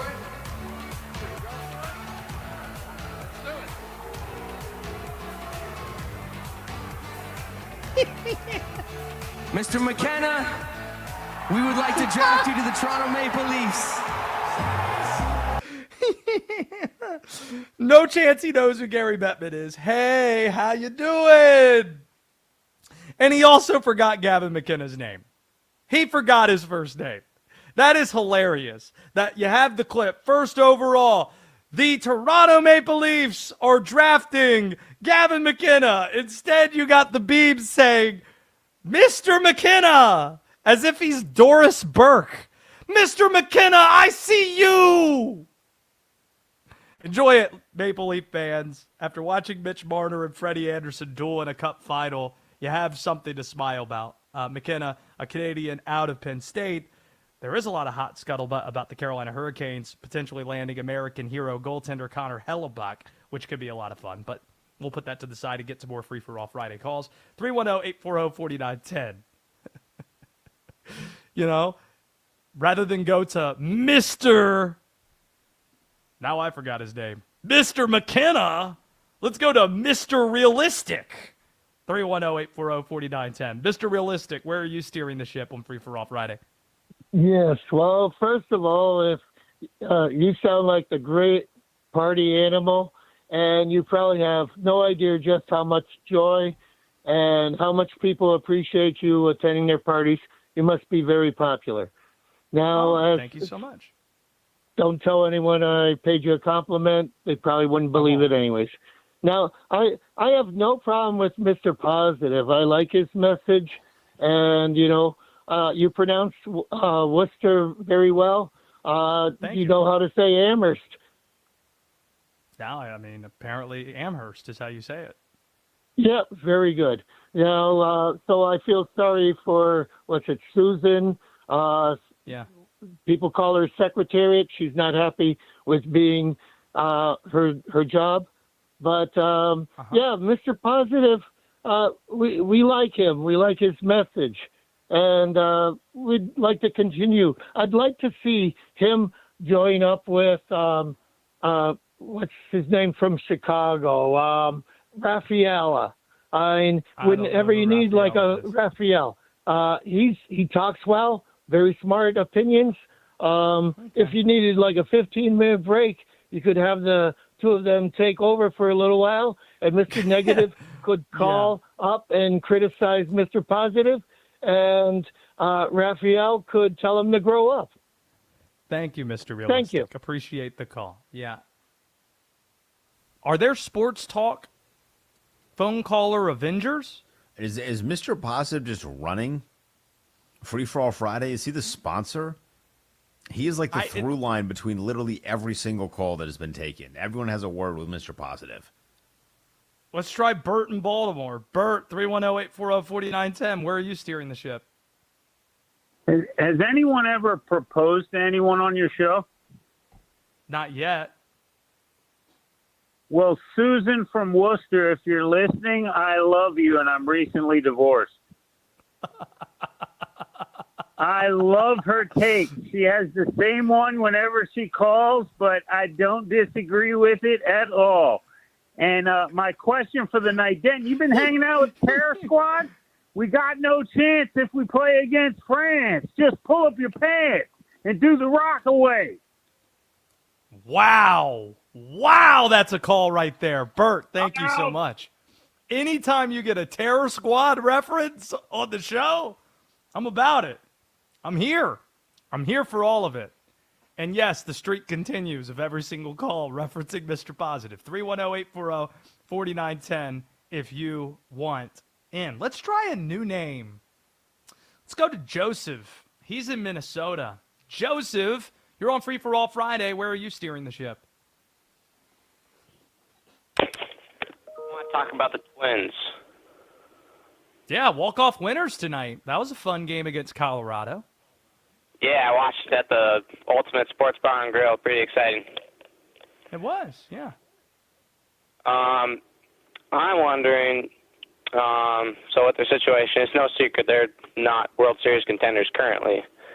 But after... How's the city feeling right now, by the way? Watching Sam Darnold win a Super Bowl and then watching Karl Anthony Towns win the finals. You get LaMelo Ball, I guess, but how are we doing? Well, I am not personally a Vikings fan. I'm a Packers fan. So I'm kind of happy that Darnold won, just because it's kind of a slap in the face for the Vikings. All right. How about the T-Wolves? LaMelo Ball, you got your jersey in the mail? I want a jersey personally, but I don't have one currently. I was very disappointed to see the Wolves lose to the Spurs. Happy to see the Wolves lose to the Knicks. But yeah, I'm excited about next year with the new trade. Yeah, LaMelo and Edwards, I think that'll be electric. Yeah, Joseph, I think it will too, and I appreciate it. It's good to hear from you in Minnesota because you don't get a lot of optimistic outlook considering how tough things have been with the drought of a men's championship there and a lot of unfortunate things, unfortunate circumstances transpiring, including Dante DiVincenzo getting hurt in the playoffs. Jordan's in Arkansas, 310-840-4910. We've got Jordan in Arkansas here on Free for All Friday. Go right ahead, Jordan. Yeah, I wanted to say there was a lot of negativity towards Bieber, but I think that's misguided. Most regular casual fans are not going to be aware of the NHL draft. I really think that Bieber's helping bring a spotlight to the younger generation. Great. But it's great. It makes me laugh, though. It's funny that he doesn't know Gavin McKenna's name. I get that, but at the same time, to even raise it, we need C-list celebrities from every city announcing. So maybe like the Chicago Vince Vaughn is too big, but can we find like what's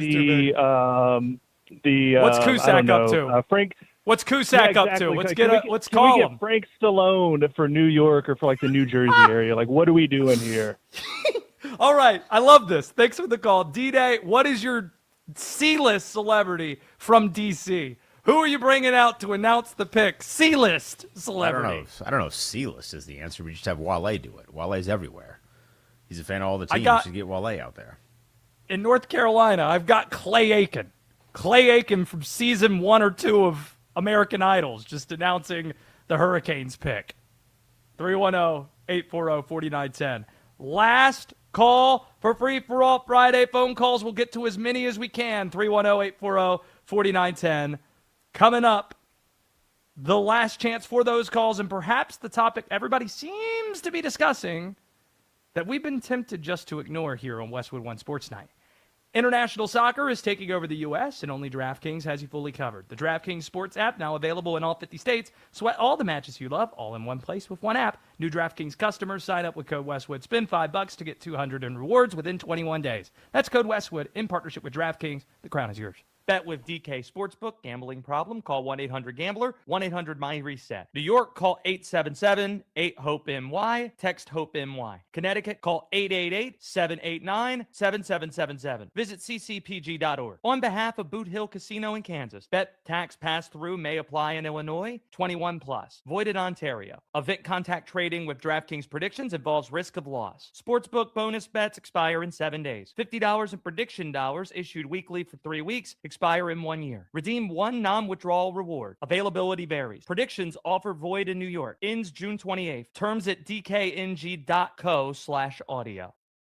A shocking NBA trade sends LaMelo Ball to the Timberwolves for Naz Reid and a heap of draft picks. Ball joins Anthony Edwards in Minnesota to form one of the most exciting 1-2 punches in the league. Will it be enough to get past the Spurs and Thunder? Westwood One Sports.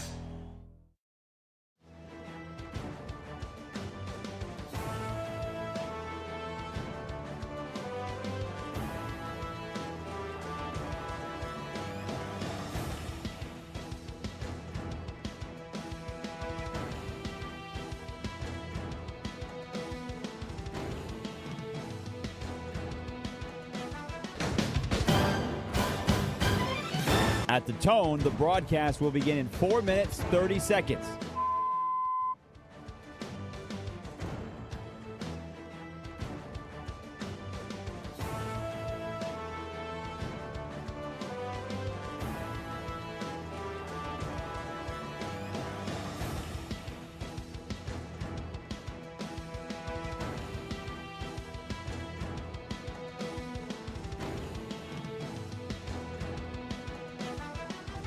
At the tone, the broadcast will begin in 4 minutes.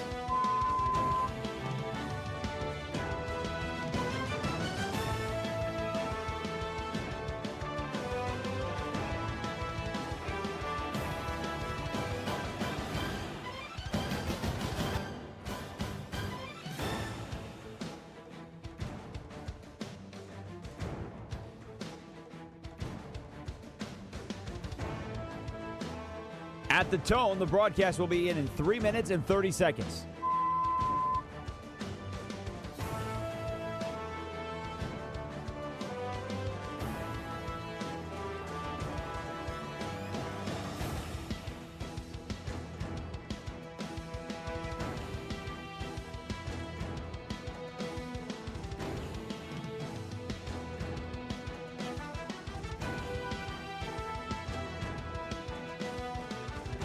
At the tone, the broadcast will begin in 3 minutes.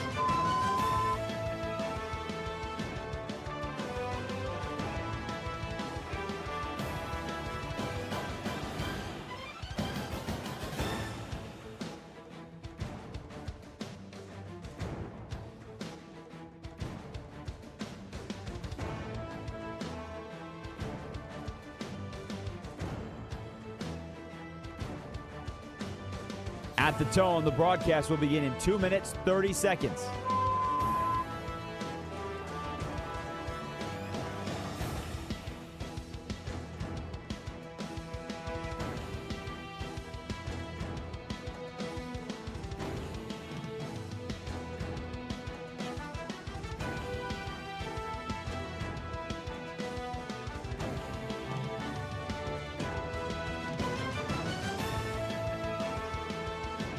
At the tone, the broadcast will begin in 2 minutes.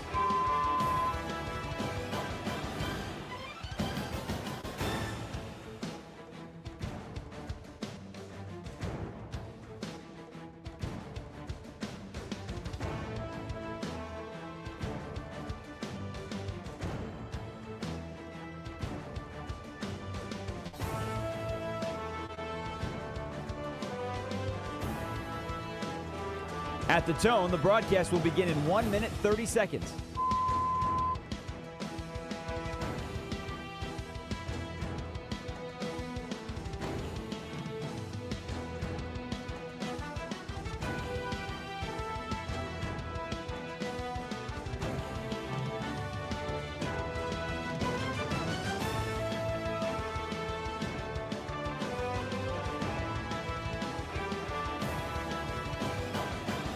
At the tone, the broadcast will begin in 1 minute.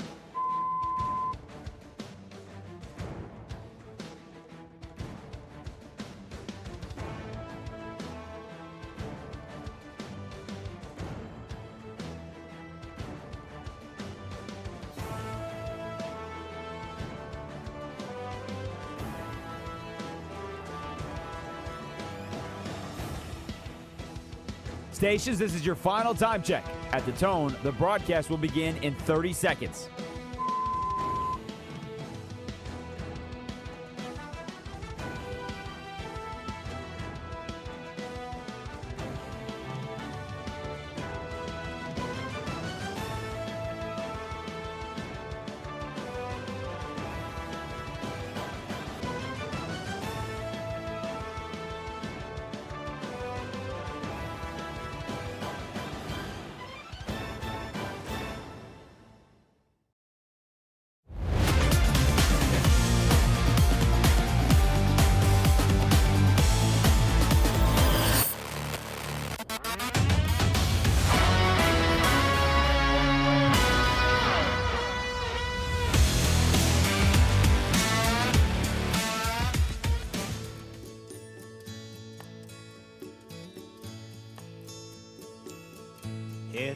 It's last call for phone calls on Free for All Friday. You steer the ship. Any questions, any topic, call us now. 310-840-4910. Here's Josh Graham for Westwood One Sports Night.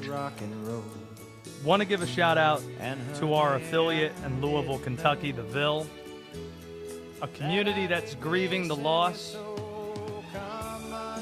of a Buffett fan named Kenny Klein, longtime sports information director, one of the best in the business. Would see him at the Final Four for decades, one of the most reliable statisticians and all-around great people, gone too soon. So wanted to pass along our condolences and make sure to recognize Kenny Klein on this Friday night. Last call for Free for All Friday phone calls. We have the lines full, 10, 11 lines right now. So here's what we're going to do. Hope you're listening up. This is the coach's instructions here. 60 seconds or less. That's what we're going to do. We got this on a timer. This is a rapid-fire round. 310-840-4910. Let's see how many of these Free for All Friday phone calls we can get to, starting with Jonathan in Illinois. Jonathan, where are you steering the ship? Hey, how's it going? I was going to ask, what Cub from the offense, the batting order, would you clone and to fill the whole batting order, and what pitcher would you clone to fill the whole pitching? Love it. Thank you for the call. I love Dansby Swanson a great deal at short. The obvious answer would be Pete Crow Armstrong. Get a ton of Pete Crow Armstrongs out there, but I think in terms of pitchers, that might be a little bit more difficult to consider. Pitching staff. Who from the Cubs? I've seen Imanaga pitch in person a handful of times. Love that dude. If we're going to go relief pitchers, I'll just say Imanaga for the sake of brevity there. But I love the thoughtfulness of that question. That's great. Cloning people and such. Trevor's in Wisconsin, 310-840-4910. Trevor, it's Free for All Friday. You got 60 seconds. Where are you steering the ship? Hey, guys. So I'm a Brewer fan. It's funny that a Cubs fan just called. But basically my question is, what would you do if you were the Brewers general manager to make sure that we can make a deeper run into the playoffs and possibly a World Series? I know we made the NLCS last year, but how can we beat the Dodgers or possibly the Braves in the offseason here? In the postseason, sorry. Yeah, tonight I was watching closely. The Miz was losing when he left the game, and then the Cubs bullpen couldn't hold up with it. Milwaukee wins the game. Last week they lose to Atlanta when the Miz pitches spectacularly. So I think it's staying the course with what you're about. Like you said, you went to the NLCS, and you're hoping that you're a team trending upward with Jacob Izorowski turning into the star he is probably should be pitching as the starter in the National League All-Star game. So I'd say stay the course, and if the right deal comes available to bolster things, go for it. But I don't think you need to get reckless and stay away from your process because it is working so well right now. 310-840-4910. Next up's Joey in Maryland. Joey, you're on Westwood on Sports Night. Rapid fire edition here of Free for All Friday. All right, man, it's just ridiculous. If you're a 2026 MLB All-Star in the National League, all it means is that you play for the Phillies, Dodgers, or Braves. MLB needs to abolish the fan voting, man. Well, I mean, here's the All-Star game. When it used to mean something, that was obviously true. But it is for the fans. Like, for what other purpose is the All-Star game something that we should be caring this much about to abolish a fan vote? Well, don't you think if you know, you're looking back at people's careers and you're boasting their World Series rings and their All-Star appearances, you know, shouldn't that mean that you're one of the stars in the league? I mean, they got Brandon Marsh starting out there. I mean, it's just insane. It's a good argument. It's a good argument, and I, as a baseball fan, do care the way that you do about that history of what it means to be an all-star and such. But I do get engaged in the fan base as well, and the fact that it is an exhibition, wouldn't get too terribly worked up with it, but it is a testament to baseball that their all-star game still matters, that people will call up about snubs or players not being in it. We don't do that with any of the other all-star games, certainly not the NFL with the Pro Bowl. 310-840-4910 if you want in. How about we go to Legend in California? Legend, you got 60 seconds, rapid fire. What do we got, Free for All Friday? What's more likely of LeBron taking a pay cut? The Lakers going ahead, sending a 2055 first-round draft pick for LaMelo Ball, or playing AR for $48 million, or play LaMelo $40 million? Which one would you rather play against? Luka and LaMelo, or Luka and AR? I'd probably want to play with Luka and AR because LaMelo is not the most fun basketball player it seems to play with, especially if he's not the best player on the team. That might lead to some shots being taken you don't want taken, would be my thought. Appreciate the call, though, out in California. Let's go to Lynn, who's in Illinois. Lynn, it's Free for All Friday. Rapid fire, where are you steering the ship? Well, I had two questions, but I'm going to pick one since we're going rapid fire. Hey, what do you think of the Penn State hire of Matt Campbell as their coach? You think they can get him over the hump rather than Franklin? I think he's a tremendous coach. If you're talking about wanting to, at a minimum, sustain what's been done, I think Matt Campbell is tremendous in terms of the lack of resources he had at Iowa State and the level he was able to meet. James Franklin is a terrific coach. It got stale. I understand why you make the move. Matt Campbell is a guy that is great to roll the dice because we haven't seen what it looks like when he's given resources, and there's a good chance that it's better than what it was with James Franklin, but at a minimum, you're still probably hitting the mark. So appreciate the call. We are Penn State. It's rapid fire. 310-840-4910. Mark is in Michigan. This might be the last one, Mark. You got 60 seconds. You're on Free for All Friday. I was just telling the screener, right now, Michigan, man, we're going through a lot of stuff over here, man. I just want to see what you thought about any one of these topics as far as the three people we're trying to trade, as far as Skubal, Larkin, and now our center for the Pistons. And then also we got some crazy stuff going on as far. Huh? Well, let me try to address as much as I can really quickly. Appreciate the call, Mark. I would say Jalen Duren is a classic example of somebody that might be moved because it didn't go great in the playoffs, and generally there's somebody that gets scapegoated. My favorite pick in the first round of the NBA draft was Ibuka Okori out of Stanford, so I think they won that. I think that's a guy who's going to make an impact out of Stanford. you should be happy as a Michigan sports fan because the Michigan Wolverines are the national champions in basketball. And in baseball, yeah, you got to move Scooble because, goodness, you don't want to lose him and get nothing in return. And some of the offseason moves, including landing Framber Valdez, suggest that they've already prepared for life after Scooble. That's all we could get to in Free For All Friday. Sorry to those who didn't get in. How much fun was that? Up next, why the Knicks winning the NBA Finals, not the biggest event to hit MSG here on Westwood. This is Westwood One Sports.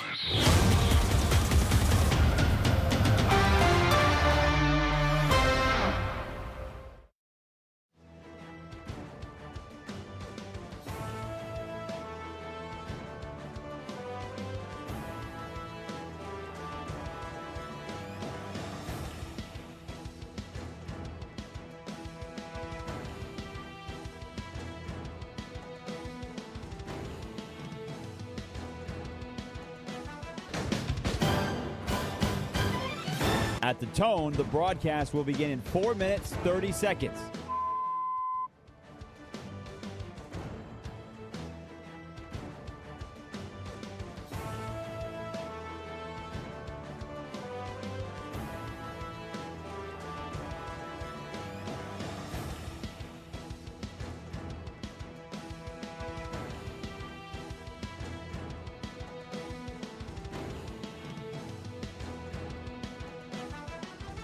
At the tone, the broadcast will begin in 4 minutes.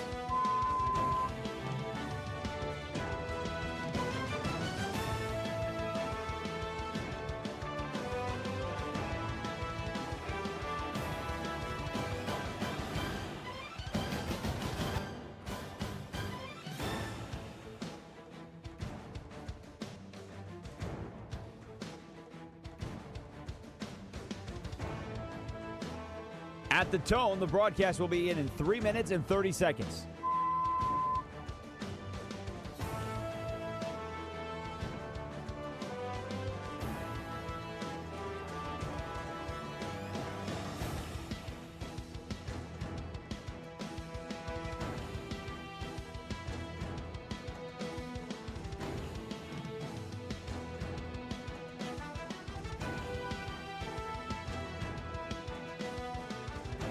At the tone, the broadcast will begin in 3 minutes.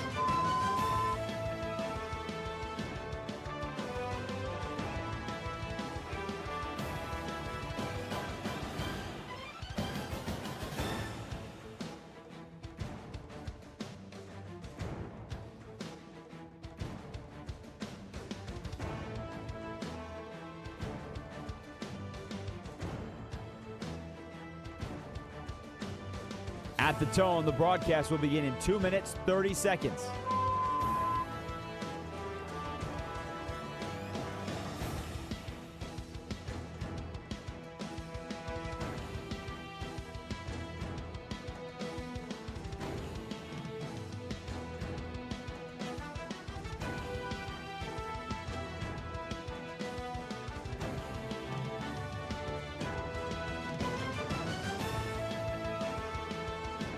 At the tone, the broadcast will begin in 2 minutes.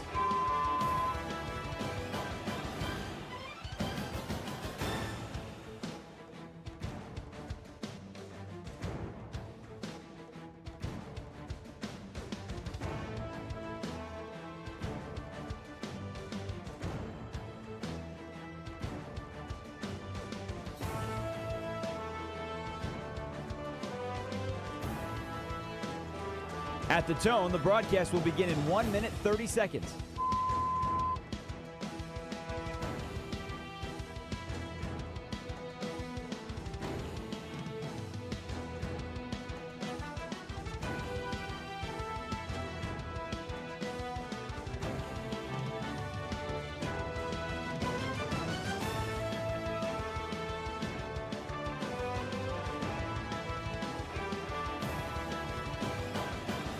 At the tone, the broadcast will begin in 1 minute.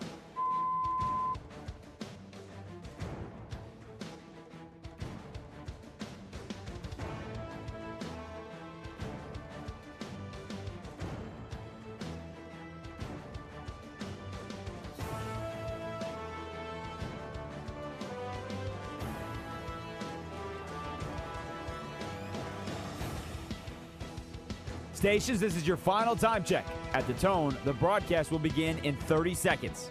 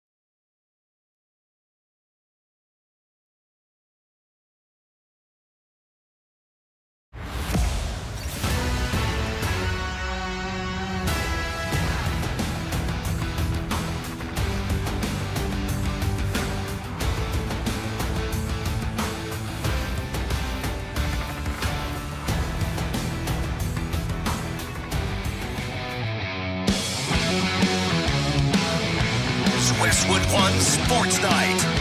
Here's Josh Graham.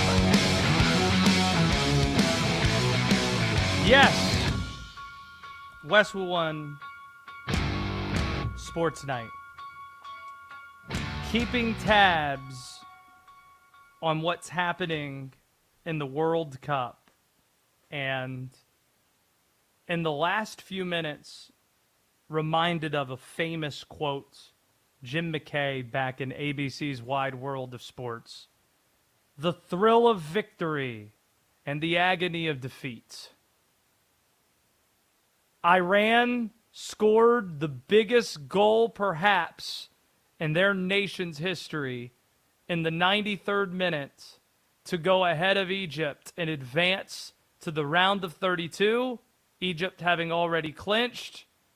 Iran had won the group, advancing, and they would be paired in a knockout stage match with the United States Bosnia match. Next week, you could have gotten the United States and Iran and all the geopolitical takes that would follow that in the round of 16. But the officials ruled offsides, leading to a chaotic finish, and Iran not realizing that dream scenario, that dream opportunity here in the World Cup. And the final seconds are ticking off. A late save made by Egypt, keeping tabs on what's happening here. Did the goalie get a piece of it? No, that's the crossbar, and it goes out. Insane finish to Egypt and Iran. Drama that you only really get from the World Cup. Except when you talk about the main event sports topic that we really need to be talking about here on the national program. This is 300 markets across the country and growing. We are 1 week out from the Taylor Swift-Travis Kelce wedding, and it is difficult to overstate the scope of just how big this wedding is. However big you want to say it is, probably not going to disagree. It's the biggest event at Madison Square Garden this year. Yes, that includes the hosting NBA Finals games and the celebration for the New York Knicks championship, their first in 53 years. That's great and all, but this is Taylor Swift and Travis Kelce, their nuptials. And not only has Taylor reserved MSG for 3 days, TMZ has learned that they have acquired permits to block off streets surrounding MSG next Thursday, next Friday, and next Saturday. The wedding is shutting down the heart of New York City. That's how big this is. Honestly, the attempts at secrecy and privacy are just making any details we do get all the more intriguing. Wedding invites require signed NDAs before specific locations are even shared with the guests. She likely chose MSG because you can't see inside from the outside of the venue, regardless of how great your camera is. And you have private parking deck that you can access beneath the building, so that way famous guests can attend anonymously. This is the closest thing, the Taylor Swift Travis Kelce wedding, the closest thing we've had in America to a royal wedding. Which is why the wedding, it might even be bigger than the United States of America's 250th birthday next weekend. It might even be bigger than that. Think about this. We worship at the altar of celebrity and fame in American culture. We do. Travis Kelce is a Hall of Fame football player. Football is a sport that was created in America that is the most popular form of entertainment in this country. 94 of the top 100 TV shows last year were football games. That's how popular it is. So that's the American side. Travis Kelce he's one of the best football players on planet Earth.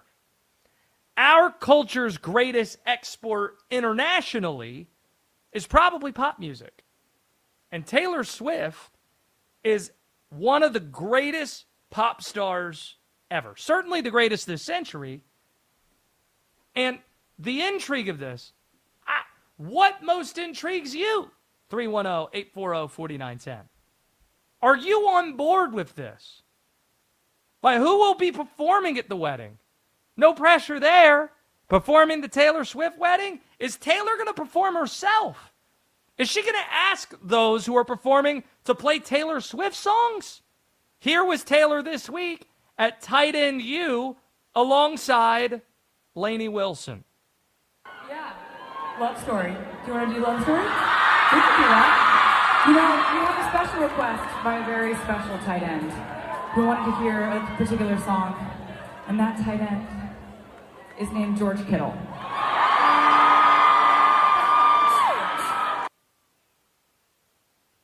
I think Taylor Swift's a really good storyteller on stage. I do. Like, I can respect setting something up. Hey, let's play Love Story. This is a song that was suggested by a tight end named George Kittle. There was a video that went viral at Tight End U where all the tight ends were being asked their favorite Taylor Swift songs, and he said, yeah, Love Song is the favorite. That's also a baller move, by the way. Getting to make requests of Taylor Swift.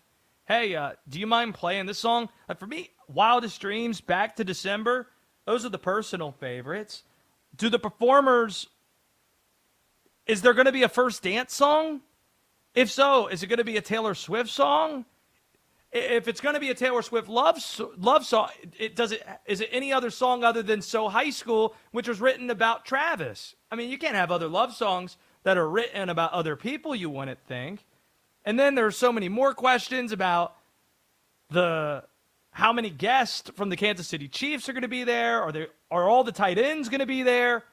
Like, is everybody at tight end U getting an invite? Is Kittle going to be there? You would think he is, since Taylor is dropping George Kittle's name on stage, and they seem to be close. Somebody asked, is it going to be televised on YouTube? Westwood One Sports Night. You can chime in on the chat. You can watch us. That's how you can listen and watch. However, and wherever you're listening or watching, greatly appreciate that. I'm Josh Graham. This is Westwood One Sports Night. D-Day, do you know how much, I'll give an example, ESPN pays to broadcast each Monday Night Football game? Like, if you divide it out, how much it costs for ESPN to broadcast a single Monday Night Football game? I would imagine north of or hovering around 500 million. The answer is actually around 100. Yeah. So it's less than that. Which leads to the question. If Jeff Bezos, Amazon or Netflix approached Taylor and said, hey, how much? What do you think that price tag would be? First of all, she would definitely do it. She would 100%. You don't think she's been asked? She had to have been asked. That price wasn't high enough. She can be. She ain't releasing 36 variations of the same album for nothing. 500 mil? $500 million. If somebody offered her $500 million, there's no way that's not on television. Could you imagine what that flex is like? Yeah, we got the Taylor Swift Travis Kelce wedding. People would be taking off work next Friday. I guess most people would already be off work because it's the day before the 4th next week. Yeah, it's perfect. I think it's you kidding technically me? a federal holiday. Figure it out. Get on board. Let's do this thing. The possibilities. Who would you put on the broadcast crew? On the wedding broadcast? Kevin Harlan.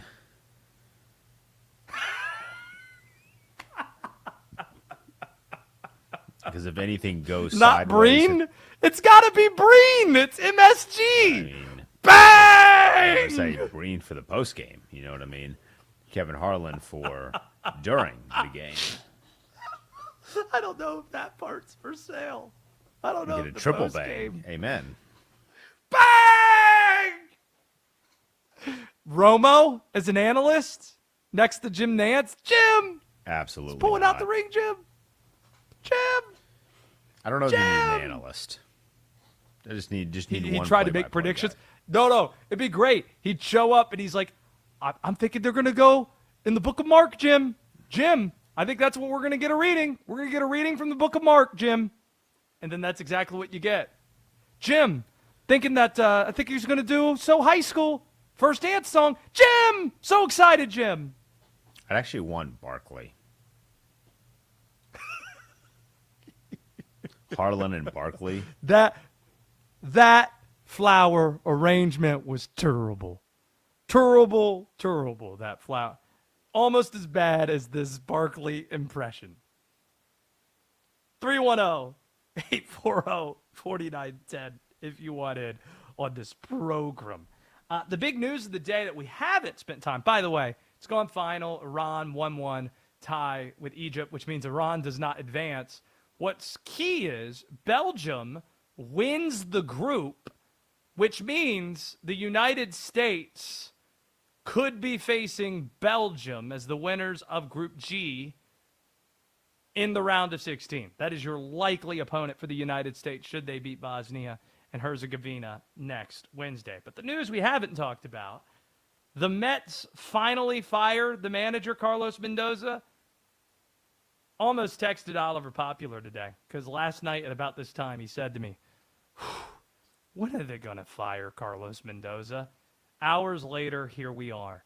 But GM David Stearns deserves just as much blame as Mendoza does.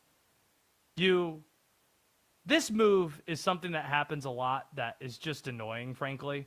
It's like in college where you don't want to fire the coach, but then you give him no shot at winning because he doesn't have a lot of NIL budget. At that point, just pull the Band-Aid off and fire the guy. In this case, like stripping the coach of his coaching staff, purging the coaching staff prior to a season or after a season ends, that's generally the writing on the wall. At that point, you're already thinking about it. Just make the move. Especially when you couple that with letting Pete Alonso and Edwin Diaz walk and Brandon Nimmo walk. The payroll doesn't lie. Only the Dodgers spend more than the Mets, yet the Mets missed the playoffs last year, and now they're 13 games under 500. These are the names that the Mets should be targeting, though. Who are the Mets going to hire? 2 names. Alex Cora is the obvious one. Won the World Series as an assistant in Houston. We won't cite the trash cans for the purposes of this segment. The manager of the Red Sox in the 2018 World Series win was Alex Cora as well. You would think that it's either the Phillies or the Mets that Alex Cora is going to be picking between. Remember, the Phillies also fired their manager earlier this season. We've seen a number of managers fired. We saw it in Boston. Obviously, Cora losing his job. Noteworthy jobs coming free. The other name to consider other than Alex Cora is Albert Pujols, who we learned this week is interested in the job.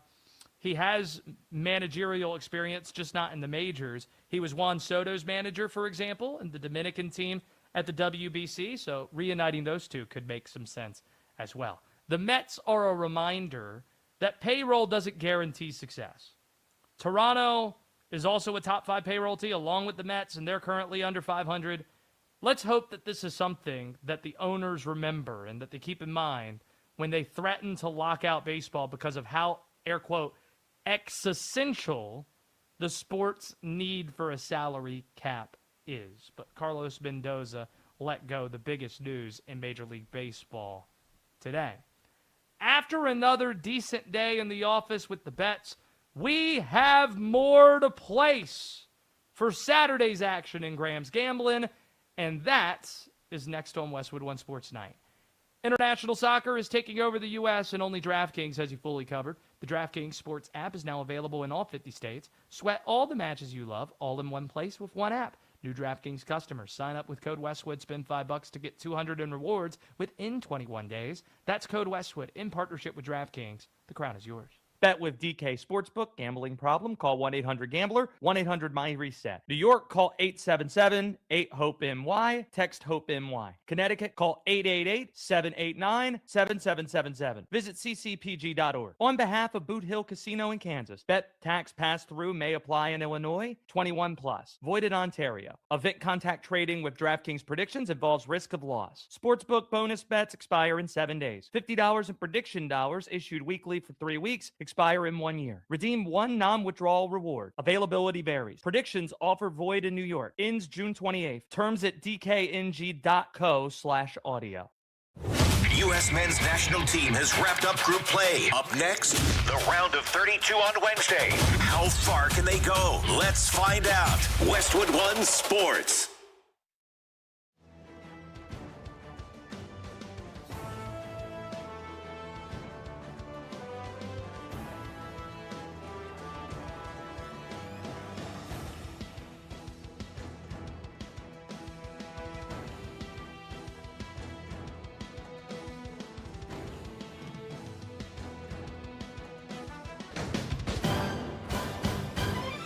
At the tone, the broadcast will begin in 4 minutes, 30 seconds.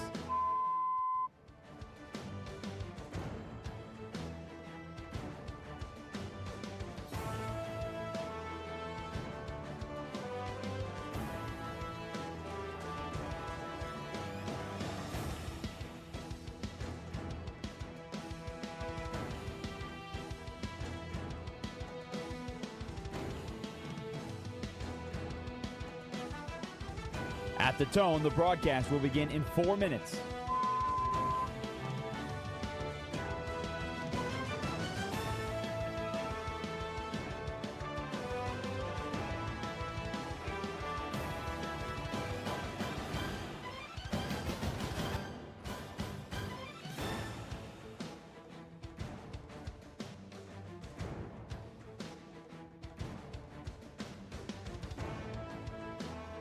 At the tone, the broadcast will be in 3 minutes and 30 seconds.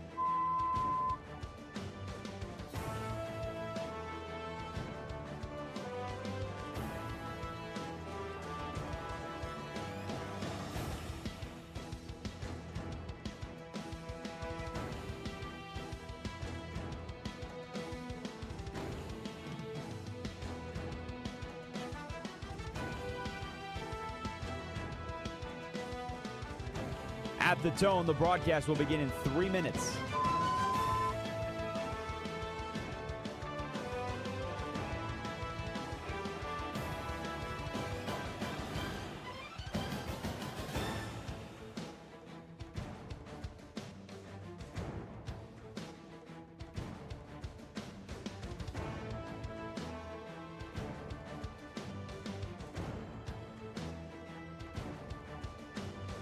At the tone, the broadcast will begin in 2 minutes, 30 seconds.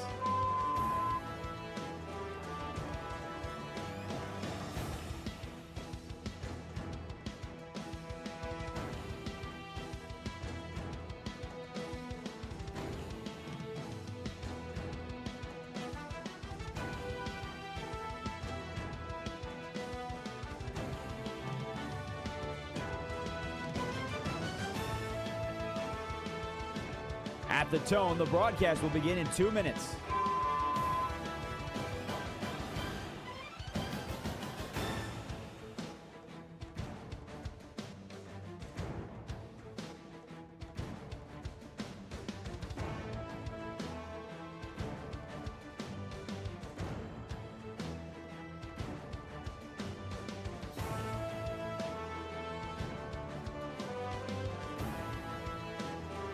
At the tone, the broadcast will begin in 1 minute, 30 seconds.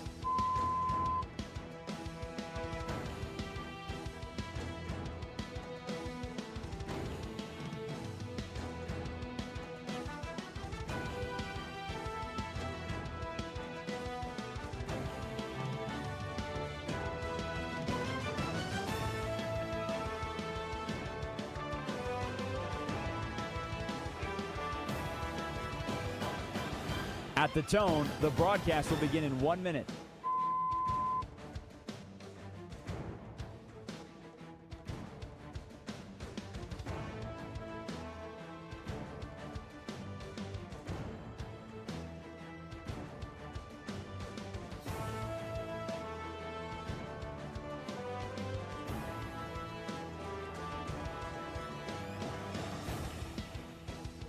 Stations, this is your final time check. At the tone, the broadcast will begin in 30 seconds.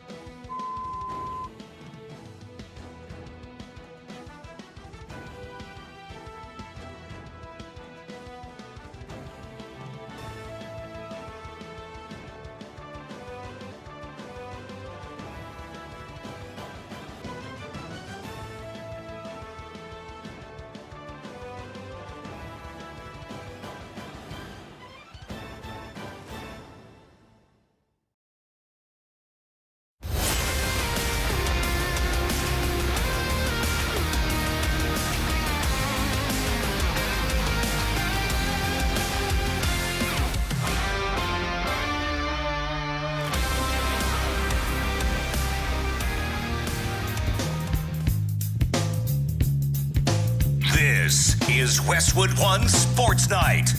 Here's Josh Graham. Have some bets to hand out momentarily. First, the top storylines Saturday at the World Cup. Today was an insane day, capped with the finish to Iran and Egypt, a goal in the very waning stages of the match, taken off the board for offsides. That goal, if counted, would have sent Iran through as the group winners, but because it didn't count, they instead go home, don't advance to the round of 32. This sport can be pretty cruel sometimes, but a lot of other interesting things going on. Uruguay and Spain. Uruguay not making it to the knockout stages for the second consecutive World Cup. Spain scoring at the end of the first half. Uruguay making a goaltending change at the half. A lot of desperation there, as you might imagine. That's today. But getting you set for an intriguing Saturday at the World Cup. Harry Kane and England front and center. Don't forget, Harry Kane, who had that tremendous match against Croatia, missed a late chance against Ghana in what was a shocking draw the last time out. Because of that tie, the English either need to win or draw in the Meadowlands in order to win that group. Their opponent, Panama, if Harry Kane scores, he will be the country's all-time standalone leader for World Cup goals. So that's England and Panama. The next top storyline is Portugal-Colombia. This is the most expensive ticket in the group stages so far. You know how World Cup ticket prices have been a storyline really all year long, looking ahead to the tournament and certainly during the tournament? At resale, tickets are going between $2,000 and $3,000 at a minimum for this game. $2,000, $3,000. And it makes sense. Colombian fans, they are insanely passionate. It's a destination city in Miami at Hard Rock Stadium, or I guess Miami Stadium for the purposes of the World Cup. And who's on the other side? No other than Cristiano Ronaldo. The winner of this match wins the group. So there is real intrigue, real drama when Portugal faces Colombia tomorrow at the World Cup. Elsewhere on the Saturday slate, Argentina expected to rest Lionel Messi. He'll come off the bench. The champs group stage finale. Ghana, Croatia, Algeria, Austria. Those should be intense, meaningful matches like the ones that we've watched late night tonight. In terms of what we bet on, let's get to it. It's time for tonight's Graham's Gambling. It's time for Graham's Gambling. Let's make some money. It's a good day in the office, D-Day. We went 2-1 in the bets. We handed out 4. We went 2-1. Erling Haaland, anytime goal scorer, that was voided because he was benched pretty late in the process. Many thought he was going to play, we thought yesterday, even though they had already clinched. And against Kylian Mbappe and France, management decided against it. No Erling Haaland, so that was a voided bet. The one loss was the Cubs. We took the Cubs against the Miz, and I don't regret it. The Cubs were leading the game when Jacob Mizorowski exited through 6. It was the Cubs bullpen that was unable to finish the job, losing 6-2. But the Baltimore Orioles, through 5 innings, had a 5-inning run line bet, Baltimore to win. That cashed out. They beat D-Day's Washington Wizards. Sorry about it. The Cincinnati Reds were the other bet. That hit as underdogs, the Cincinnati Reds beating Paul Skeens and the Pittsburgh Pirates tonight. Been a rough go of late for Paul Skeens and the Pittsburgh Pirates. So let's get to what we're actually going to be betting on for Saturday's action. Got a 3-leg parlay that we're going to be betting for England-Panama. England to win the match. Harry Kane, anytime goal scorer. He missed that opportunity. He's going to cash in this time. He's going to be the standalone leader in World Cup goals. And England over 2.5 goals team total. You put all that together, plus 101. So about even money. We're going to bet that 3-leg parlay for England and Panama. And you know what else we're going to do? We're going to double down again on the Cubs. Go Cubs, go. Fly the W.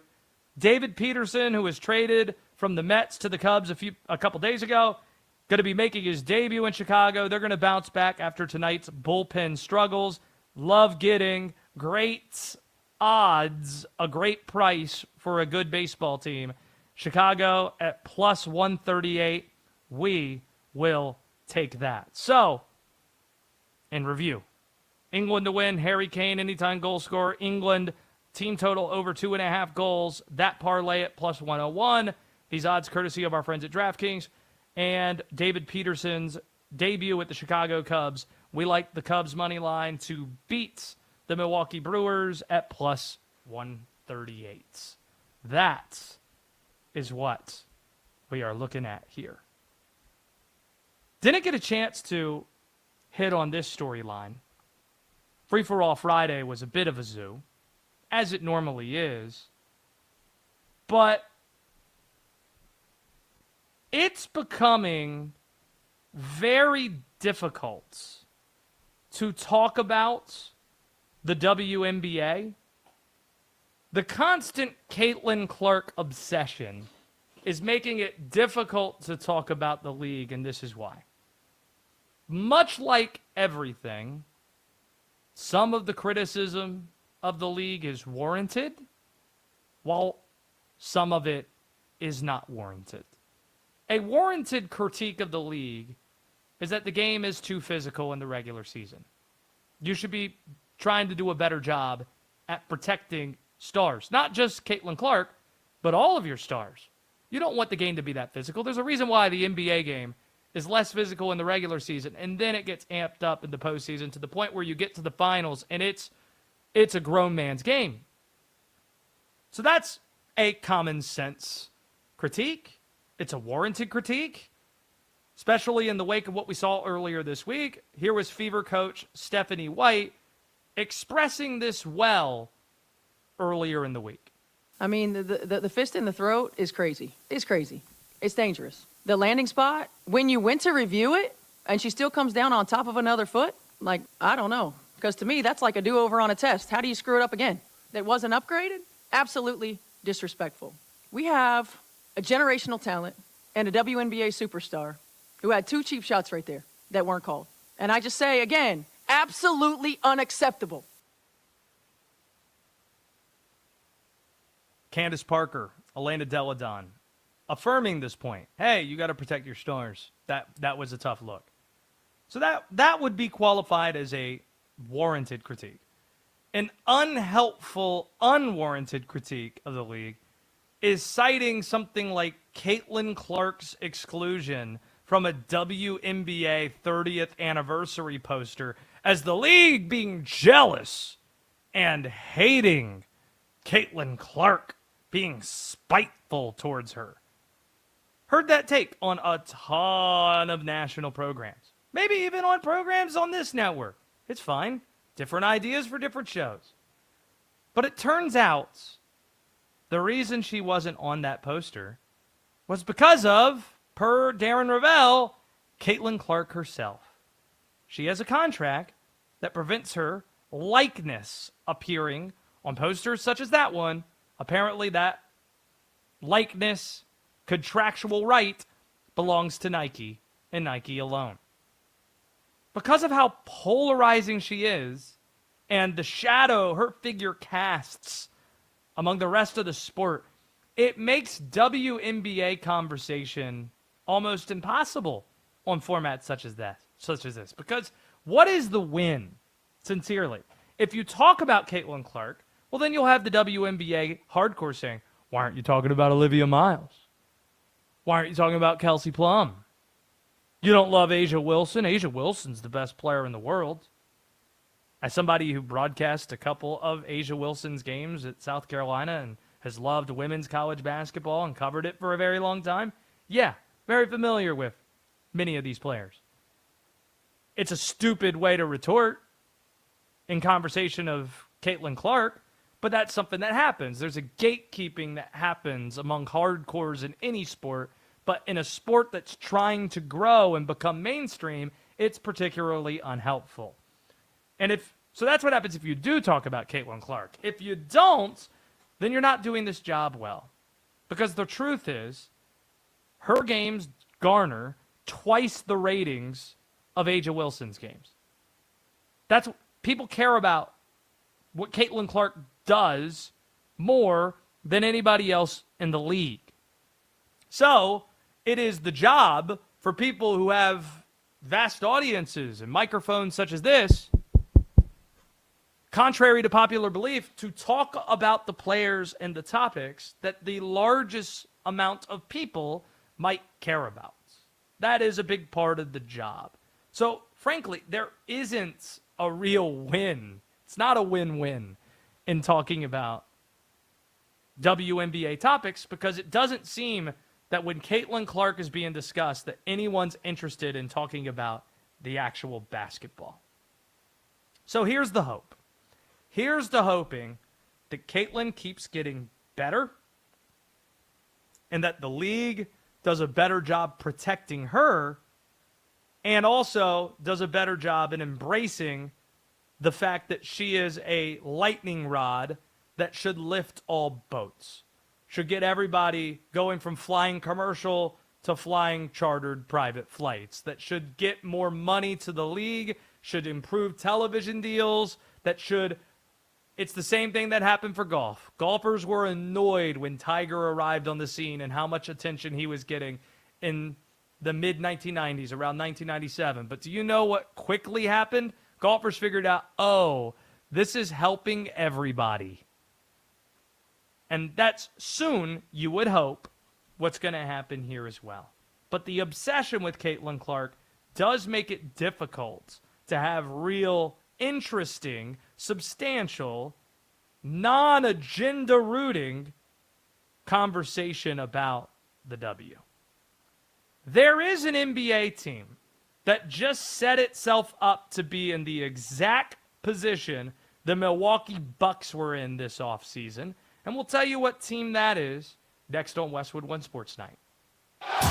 NFL training camps open in 1 month. Yes, you're allowed to get excited. All going through it together. Let's go. It's almost time to pull that jersey out of the back of your closet. Here we go. Westwood One Sports.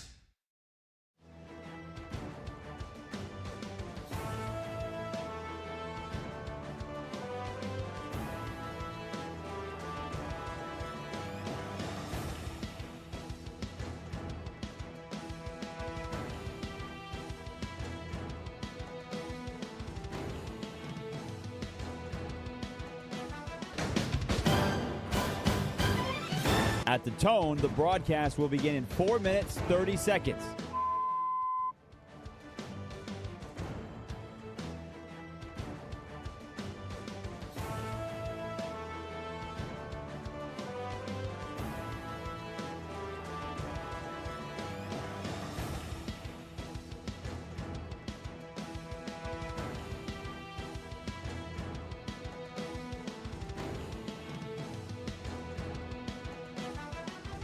At the tone, the broadcast will begin in 4 minutes.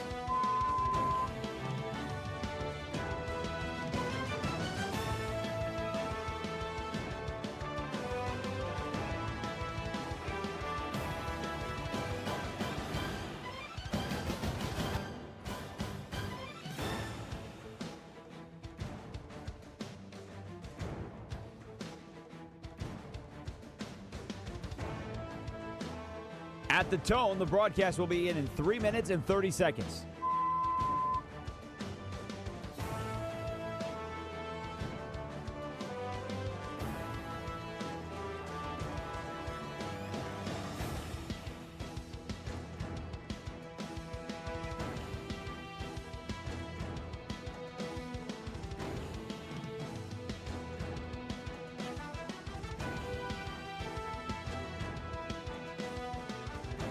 At the tone, the broadcast will begin in 3 minutes.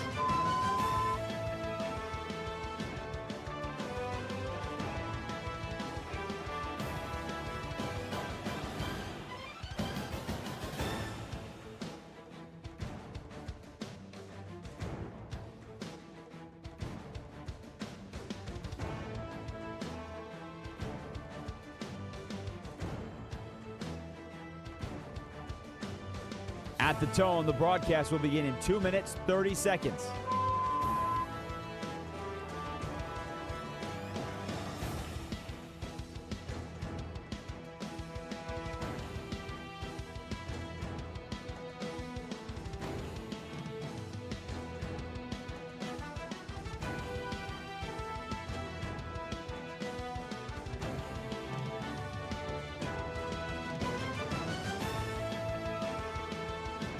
At the tone, the broadcast will begin in 2 minutes.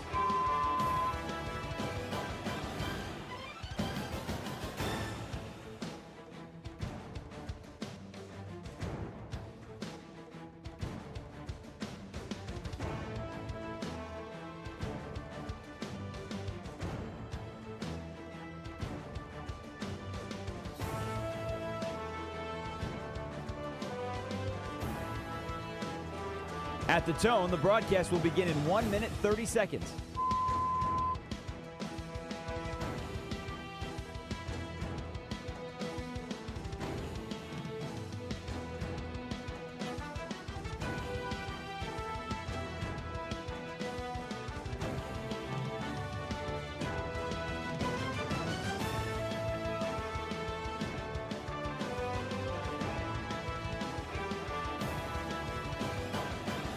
At the tone, the broadcast will begin in 1 minute.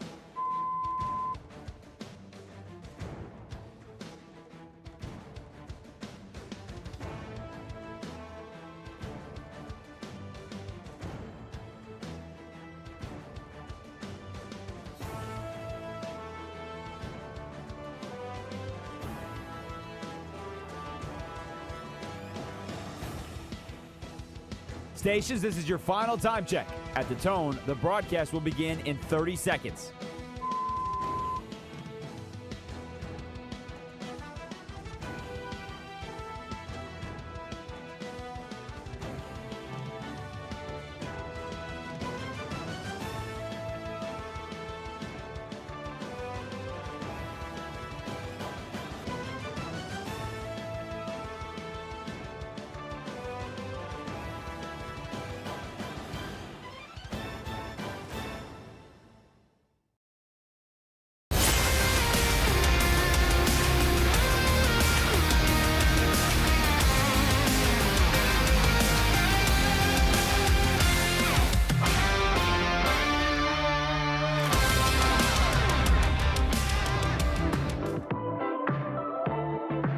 This is Westwood One Sports Night. Here's Josh Graham.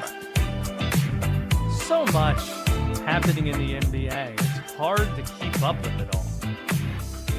Jose Alvarado declines a player option for one more year with the Knicks to sign a 3-year deal to remain in New York. The Detroit Pistons landed Isaiah Joe from Oklahoma City. Oklahoma City remaining in the news by keeping Isaiah Hartenstein. 3-year deal for the big man. So it seems that starting five is largely going to stay intact, probably with the exception of Lou Dort. That's probably the one starter that isn't going to return for Oklahoma City. It'll be interesting to see where he might end up. We're starting to get some of the Summer League matchups for Las Vegas coming up in the coming weeks. Is it next week that we're going to get Las Vegas Summer League? Or is that too soon? Is that next week that we're going to see the Washington Wizards face the Utah Jazz? AJ Debonsa going up against Darren Peterson? July 2 9th weeks from is now. when it starts. I was about to say, you don't want to run up against America's birthday and the Taylor Swift wedding. Don't want to deal with that. That just wouldn't seem like the wisest course of action.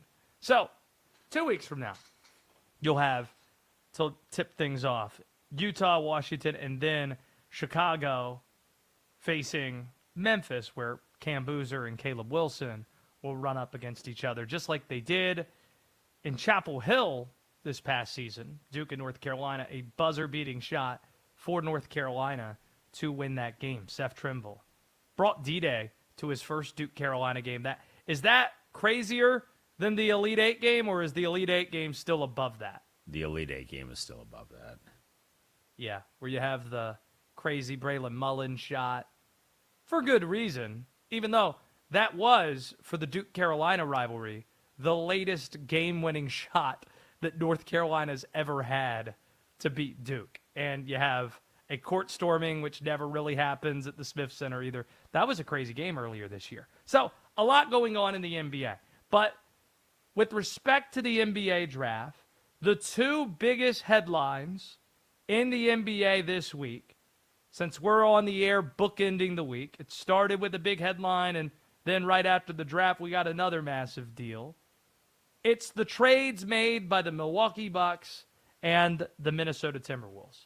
First, it was Giannis to the Miami Heat, and then it's Minnesota acquiring LaMelo Ball from the Charlotte Hornets. And there's a lot of familiar connective tissue between these two, Minnesota and Milwaukee. One piece of connective tissue is that the T-Wolves are soon going to be in the same position the Bucks are in now. The position that Milwaukee was in this offseason is about to be the position Minnesota will be in 1 or 2 years' time. Both front offices deserve a lot of blame. They've swung and missed multiple times while they've had the superstar in their building. Minnesota moving on from Karl Anthony Towns, not aging well given he's a finals champion in New York. The T-Wolves got Julius Randle back in that trade, who was just moved this week for a bucket of softballs. More specifically, a second rounder and some cap relief. Nothing. The Bucks, let's not forget, infamously landed Damian Lillard. That cost them a ton of draft capital, but also Drew Holiday. Holiday, who was then flipped from Portland to Boston 4 days later before the start of the new league year. And what did Drew Holiday do? He went from winning a championship in Milwaukee to winning a championship with Boston the year after that. The other connective tissue between Minnesota and Milwaukee is that the T-Wolves were in the mix for Giannis this week. But Milwaukee saw that Miami had more to offer than the T-Wolves did. Decided to go with that deal. That did not stop the desperation of Minnesota, though. So in a time of desperation, the T-Wolves risked it all on LaMelo Ball. How do we know that this is a risk? The Charlotte Hornets just had their best season in 10 years. LaMelo Ball's the face of their team, yet he's available. Why? Ask yourself that question if you're a hardcore LaMelo guy. Okay, if he's so great, why did Charlotte make him available? And also, why did Charlotte seem okay with taking not one, not two, but 3 first-round swaps in 28, 29, and 30 if Charlotte believed that Melo was going to make Minnesota better than them the rest of this decade? Clearly, they don't think that. They think there's a scenario that this could go badly, and those picks could be very valuable. The truth is, Melo's an absolute wild card. You don't know if he's going to be healthy. This is the first time this past season he played more than 50 games since 2022. Also, off the court, super erratic for reasons we don't need to get into. He's not very efficient on the court either. It's going to be fascinating to see how him and Anthony Edwards coexist. And without Randall and without Naz Reid, who is part of this deal, there are a lot of concerns in the post now. They're putting a lot of faith in Rudy Gobert, who tonight celebrated his 34th birthday. And don't forget, from a depth perspective, Dante DiVincenzo is coming off an Achilles tear in the playoffs, so it's uncertain you're going to have him next year. In the end, when looking at this deal and the state of the Minnesota Timberwolves, it's hard to ignore their checkered history. The T-Wolves fans know what we're talking about. The Karl Anthony Towns storyline, they know that all too well. They saw Kevin Love leave Minnesota, win a title. They saw Andrew Wiggins leave Minnesota, win a title. Saw Kevin Garnett leave Minnesota, win a title. Karl Anthony Towns, same way. Heck, Minnesota Viking fans just saw Sam Darnold leave the Vikings, win a title with Seattle. If you're bringing up the Minnesota sports scene as a whole, neither the Vikings or the T-Wolves, nor the Twins, nor the Wild have won a championship since 1991. And to go a step further, none of those teams have even played in a championship setting during that period of time. The Twins won it all with Kirby Puckett in 1991, and since then, no World Series appearances. The Minnesota North Stars haven't had an appearance in that time, and the Minnesota Wild, when they were created in 2000, haven't had a Stanley Cup Finals appearance. The Minnesota Vikings haven't been to a Super Bowl since the 70s. And who are we forgetting? The T-Wolves, have they ever been to an NBA Finals? Don't think so. Have the Minnesota Timberwolves been to the NBA Finals? This is a quick search. Think the answer is no. It is no. They've never been there. Went to the conference finals a few years ago, and that seems like it's going to be the ceiling of what Minnesota does. And that leads to an obvious question. This might be our last caller topic of the show. 310-840-4910. Is Minnesota sports hell USA? If not Minnesota, where? Like, what professional city in America, and you could go college town too if you want to, has it worse than Minnesota does? 310-840-4910. D-Day, when you think of the concept sports hell USA, what city comes to mind first? Cleveland, I think, is the natural. thought. Does 2016 make that not the case? Or is that now we're far enough removed that we could say that Cleveland is sports hell still? I mean, LeBron because of how left. bad things were before that or since then. He did, and then he came back, and then he left again. But then he left. Yeah. Like you got to sit through James Harden playing defense, and then your coach tells you that James Harden's actually good on defense, but you watch him, and you're like, he's not good on defense. Analytically, they were up 3-1 in that series. And then the Browns have a Shedeur Sanders, Deshaun Watson quarterback battle, which doesn't sound like a real sentence, but it is. Hey, 2016, Cleveland also went to the World Series that year, lost in extra to the Chicago Cubs of all teams. Blew a 3-1 So if you're talking droughts, yeah, so they came back from 3-1 in one sport, and then they blew a 3-1 lead in another sport. So, okay, Cleveland's the nomination. Okay, got it. Is there a college sports hell? See, I thought in North Carolina, NC State was a tough one, given that they hadn't won anything and they have good enough players in all their sports that they probably should, but then they went to the Final Four 2 years ago. So I don't think they qualify, but that's an underrated one that usually doesn't get association. Because here's the thing. You got to be good enough at something to care. Like, you can't just be awful and it's apathetic. Like, think of the Arizona Cardinals. Like, you're just so bad that, all right, you're not sports hell because you're not good enough to care. Notre Dame.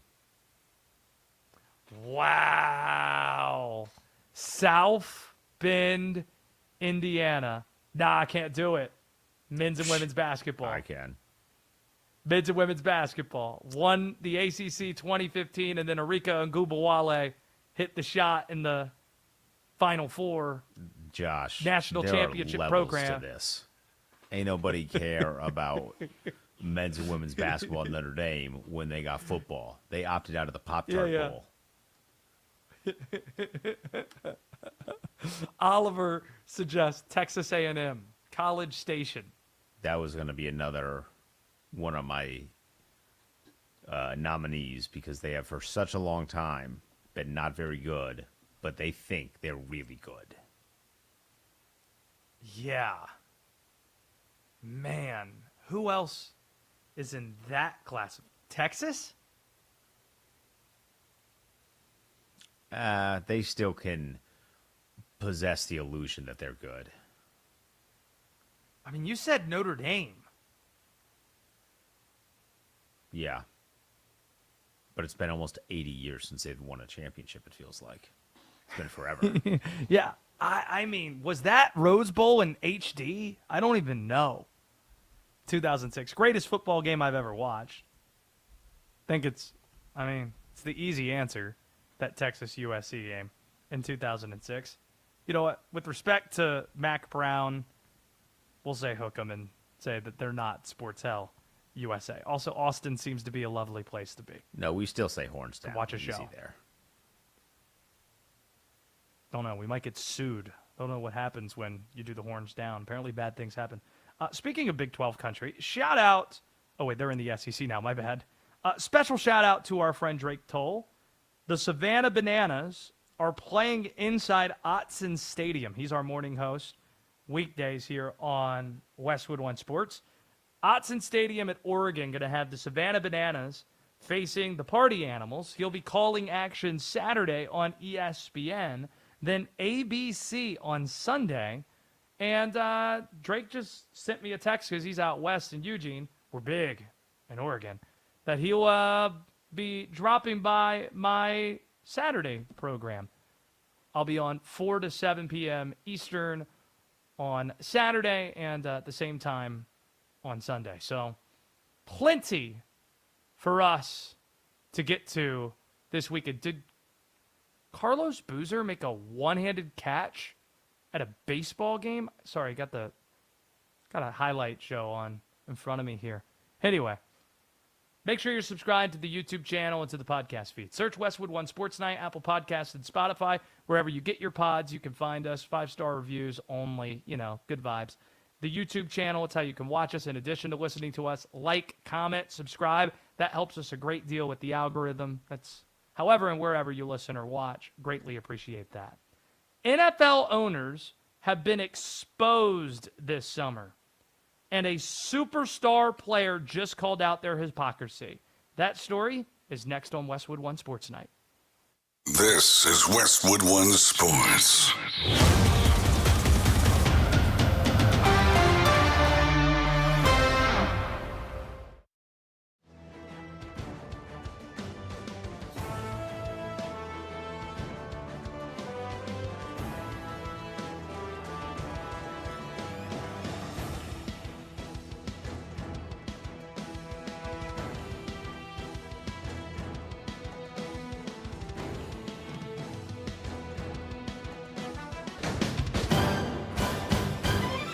At the tone, the broadcast will begin in 4 minutes, 30 seconds.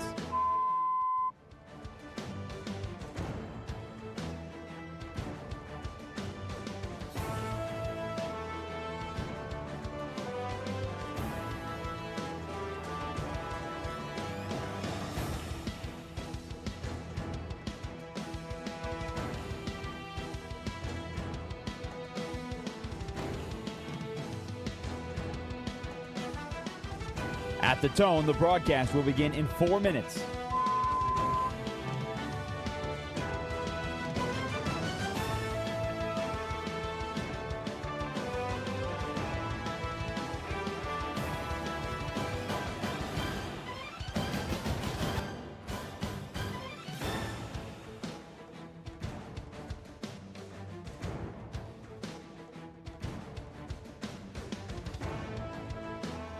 At the tone, the broadcast will be in 3 minutes and 30 seconds.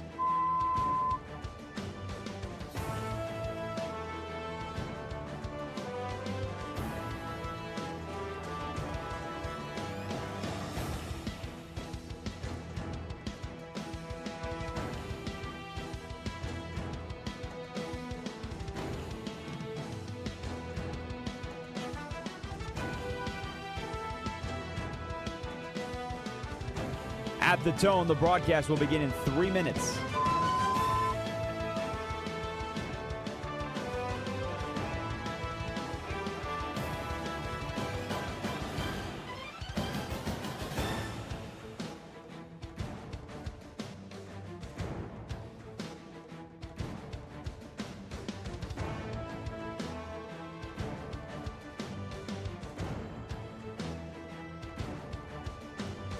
At the tone, the broadcast will begin in 2 minutes, 30 seconds.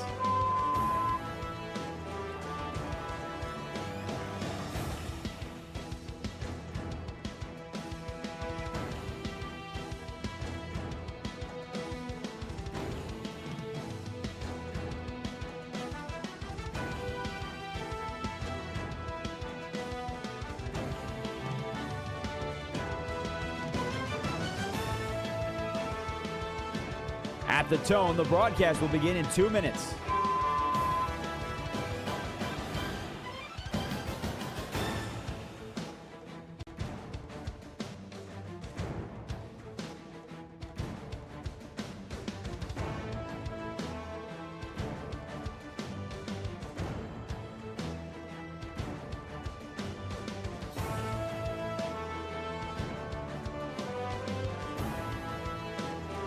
At the tone, the broadcast will begin in 1 minute, 30 seconds.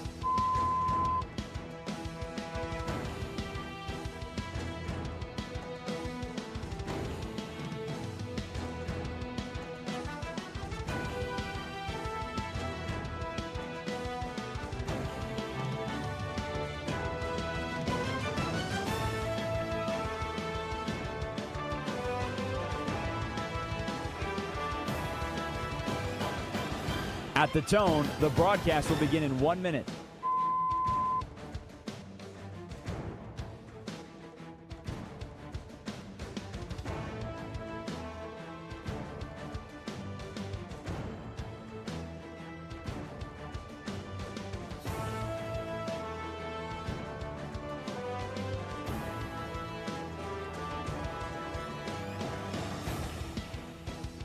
Stations, this is your final time check. At the tone, the broadcast will begin in 30 seconds.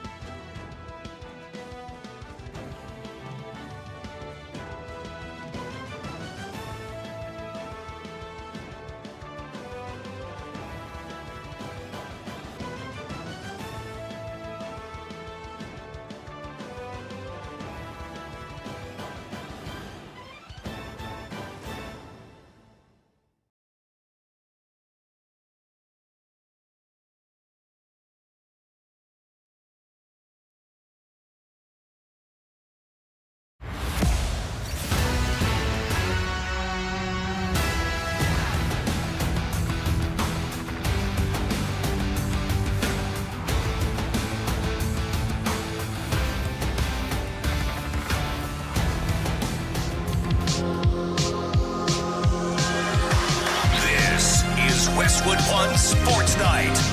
Here's Josh Graham. Last call for phone calls.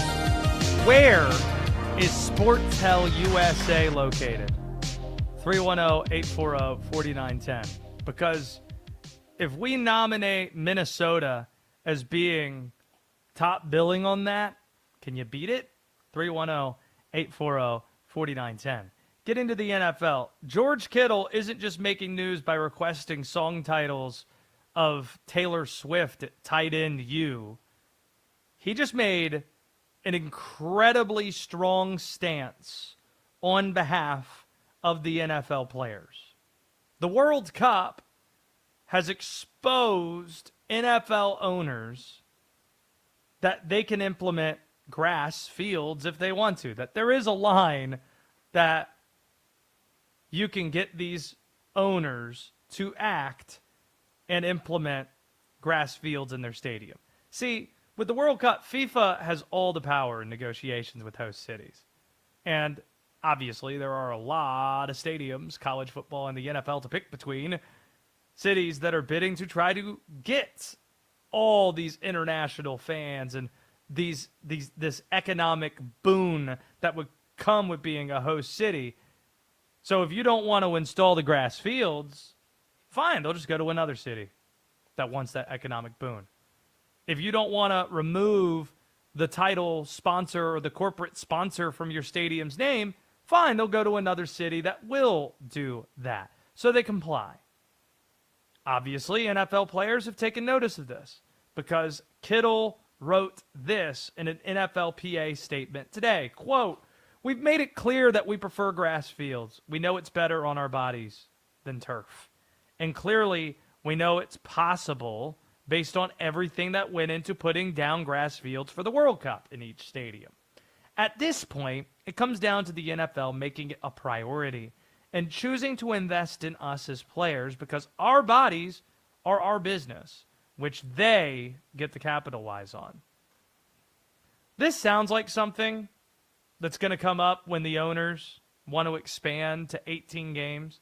There's already language in the current CBA that would allow for that to happen without a brand new CBA being drawn up. And if players do concede on that extra game, maybe they get grass fields. Maybe they get a second bye as well. And that's written in the contractual agreements. But D-Day, the money that's being made by these NFL owners, it's become so great that this isn't excusable. At least it isn't for a lot of these teams. But what do you make, D-Day? Maybe you're not the best person to answer. Certainly I'm not. The pushback you'll hear in some places is climate related. The amount of rain you get in Seattle, the cold weather in outdoor stadiums like the Meadowlands or in Cincinnati. Honestly, I don't know what to do with that one. What do you think? This is what these international games are for. When the Commanders went over to play internationally last year, they went over early. Why they go over early? So they could see the irrigation system inside the stadium that they were playing at. Because soccer stadiums have irrigation systems to make up for that. They can maneuver the field literally away from the weather. If you're an instance like Seattle, you can maneuver the field away from the weather. They have the technology to do so. It's how they keep the grass as stable as it is. There are tons of avenues to be able to do this. The problem is they don't want to pay for it. Right. They'll pay for it to where And- they're getting a big boom of money, but you're already making money in the NFL. Everything that's happening now is extra money. With respect also to ownership, we just have too many events at these stadiums in order to maintain natural grass that's not a good enough excuse. It just isn't.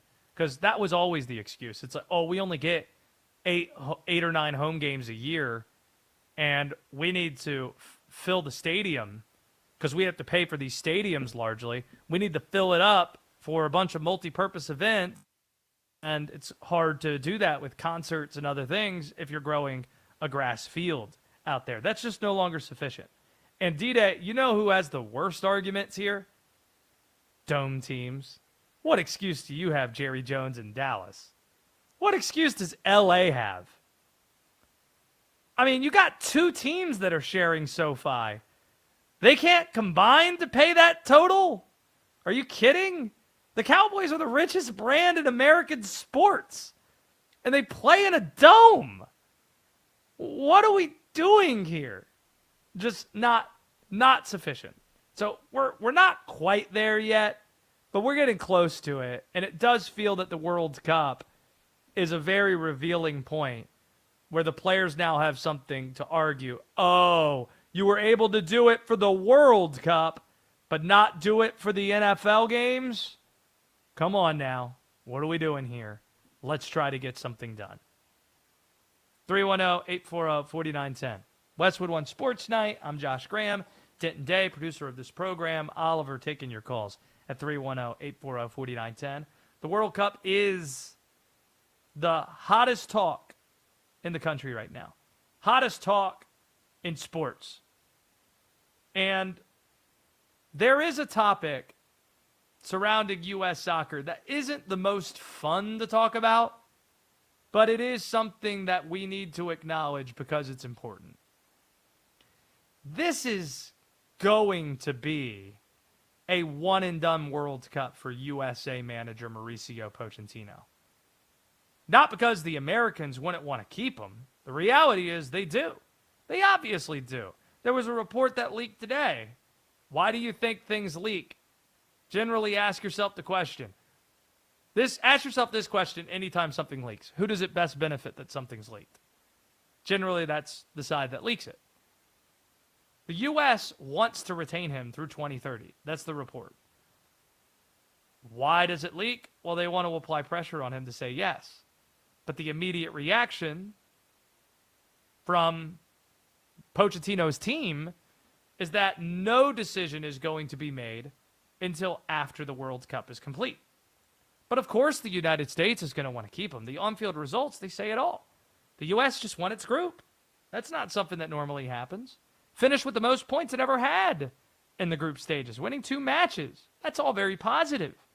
But really, the most impressive achievement from Pochenttino is that he has unlocked an aggressive offensive style of play with American soccer, which is something we had not seen from this federation in the past.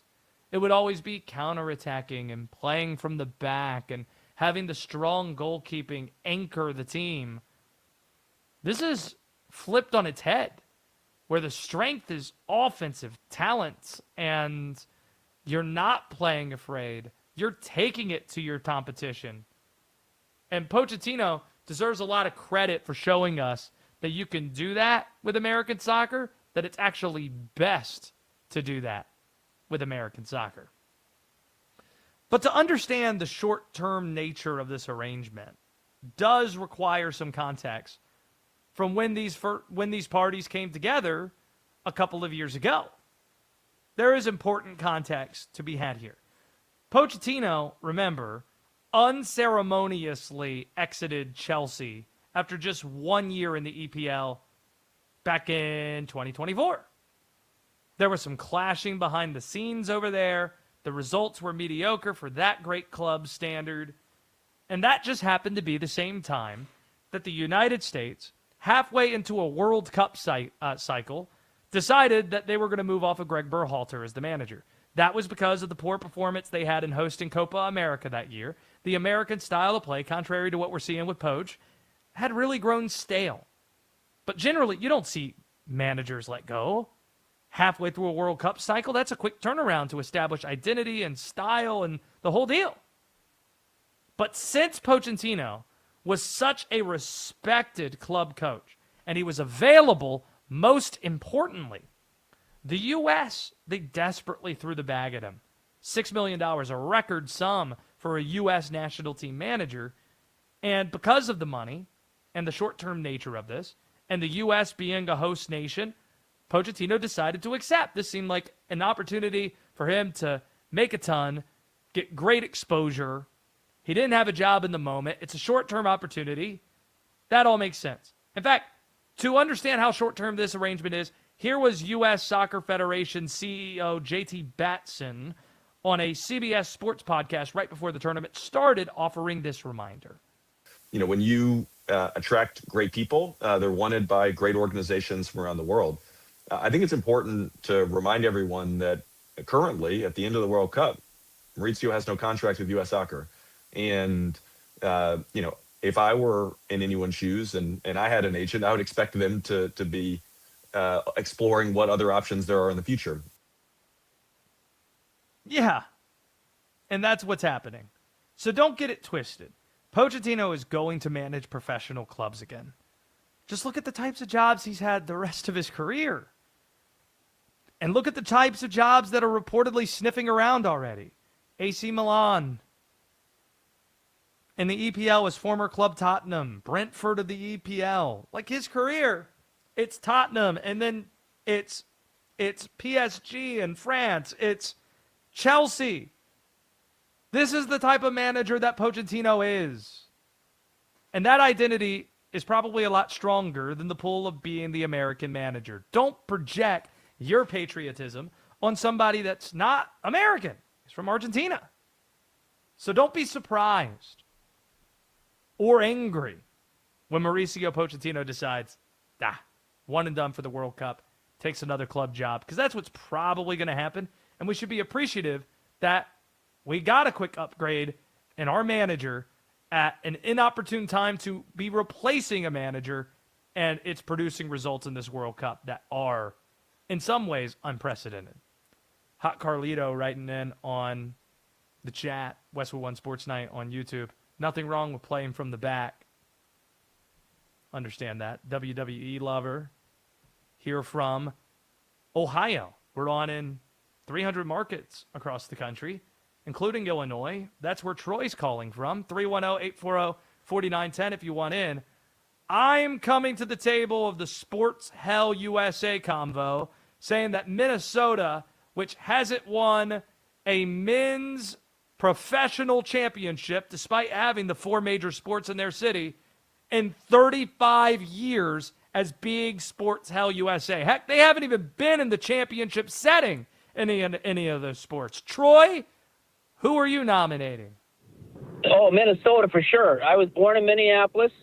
I am a huge Minnesota fan across the board, and here is my reason. The state of hockey, Minnesota, North Stars and Minnesota Wild, 0 titles. The Twins, like you said, 1991, that's the last one, 35 years ago. The Minnesota Timberwolves, 3 Western Conference Finals, no, and I say 0 NBA championship appearances, but the number one sport of all time is football. The Vikings, 0 for 4 in the NFL Super Bowl. They never even had the lead one time. They've lost their last 6 NFC championship games, being favored in 4 of them, and some of them weren't even close. One was a 41-0 shellacking. Do we need to bring up Anderson in 1998, the 15-1 team, and the kick going wide? That's the worst one. But and then there's one other thing. Even worse than Blair Walsh a few years ago. Yeah, that was Blair Walsh chip shot. Obviously, he should have made that one, but nothing's worse than 98. And the Brett Favre, New Orleans Saints, we outgained them.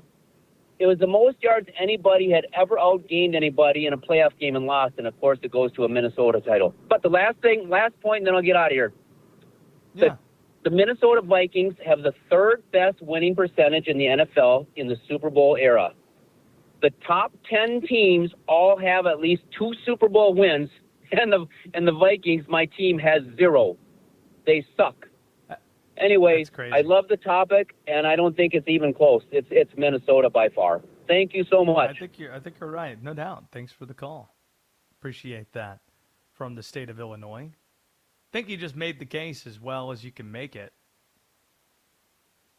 Was going to ask which one's the most painful, but that's obvious. I mean, the Vikings, 98 and Blair Walsh, and the winning percentage that he cited, and not winning with Fran Tarkenton or with the Purple People Eaters, or, gosh. And then you go 14-3 with Sam Darnold, and then Darnold leaves a year later and wins the Super Bowl in Seattle. Brutal. Just brutal.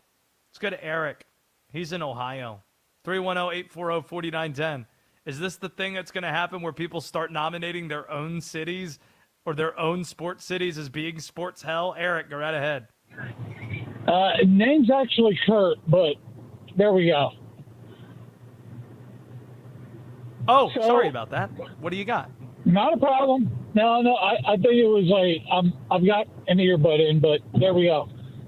And yes, I am going to put my own. I'm going to go homer here. Yes, the Cavs won in 16, and we all saw what happened there. But if the Browns ever bring Lombardi back to Cleveland, that parade and that celebration that we saw with the Cavs is going to look like child's play. It's going to look like a day at the park.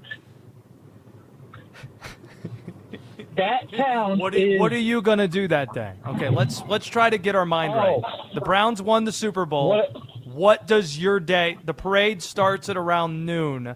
What is your day looking like? Where are you going to position yourself?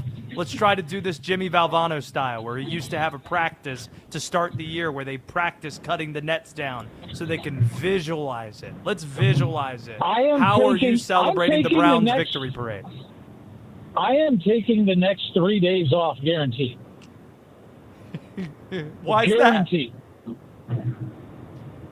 Goodness me, Bob, that's going to take recovery. That is going to take a lot of recovery, because I've now had my grandfather, I've now had my father leave us, and both of them died in the sackcloth Browns fans. And we all had that same blessed phrase, just one before I die. And if that ever happens, ladies and gentlemen, when the Cleveland Browns bring it home, my goodness me, you guys are going to see a party of proportions that I don't think we've ever seen before. That's an excellent call. I appreciate. Yeah, I agree with it. I think that's beautiful. Thanks, man. I think that's beautiful. Thanks for calling. Yeah, go homer with it. You're right. Like, if we're just talking specific franchises, like if we want to isolate it, D-Day, rather than do sports hell a city, but do sports hell a team. Is anybody arguing with you on the Browns? Anybody? Don't think anybody would think to do that. Not even the Viking fan. Maybe a Jet fan? I mean, I guess. Because Joe Namath is such a long time ago. Yeah, and because when you go back that far, how much further is Otto Graham and Jim Brown? If you're going to go back that far. Right. So fine, I guess Jets and Browns fans, they have it. 2 peas in a pod. And that pod is in the dumpster. Linnell Willingham has been mastering a segment that has grown popular enough when done early in the week, that we must continue it late in the week. And that segment is next on Westwood One Sports Night. A shocking NBA trade sends LaMelo Ball to the Timberwolves for Naz Reid and a heap of draft picks. Westwood One! Ball joins Anthony Edwards in Minnesota to form one of the most exciting 1-2 punches in the league.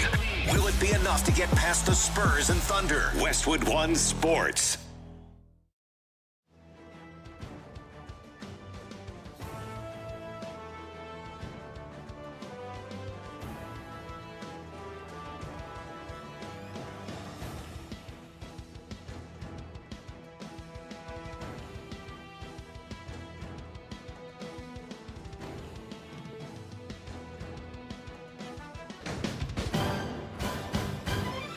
At the tone, the broadcast will begin in 4 minutes, 30 seconds.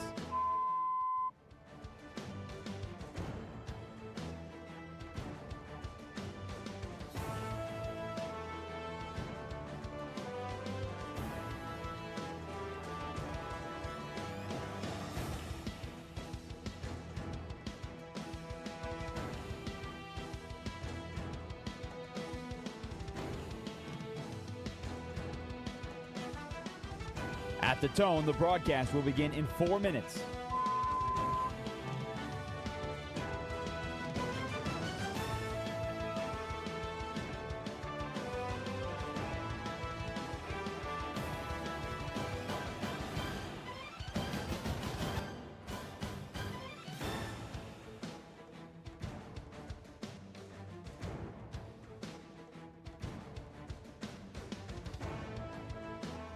At the tone, the broadcast will begin in 3 minutes and 30 seconds.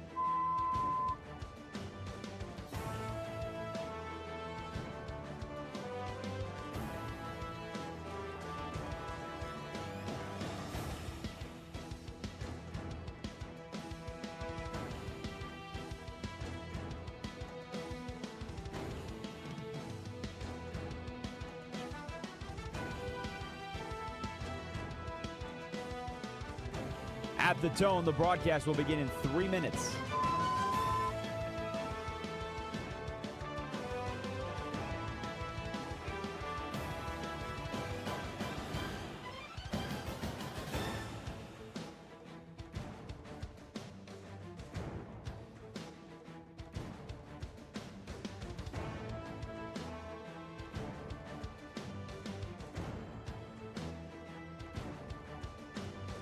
At the tone, the broadcast will begin in 2 minutes, 30 seconds.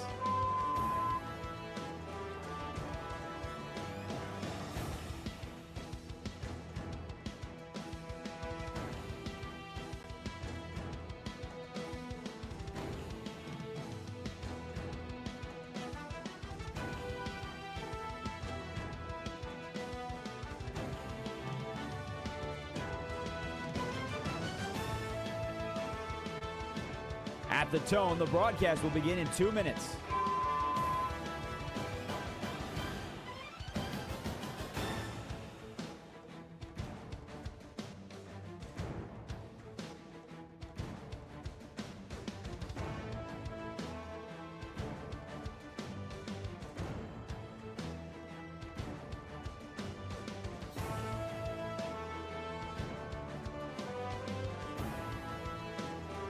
At the tone, the broadcast will begin in 1 minute, 30 seconds.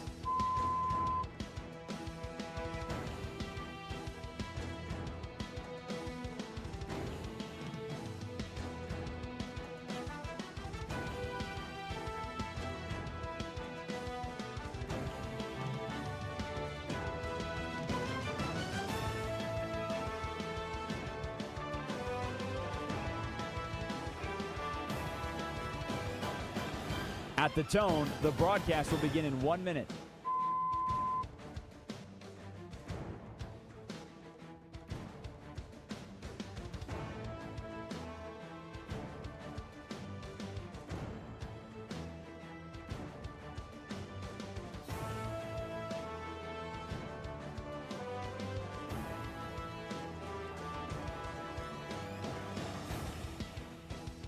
Stations, this is your final time check. At the tone, the broadcast will begin in 30 seconds.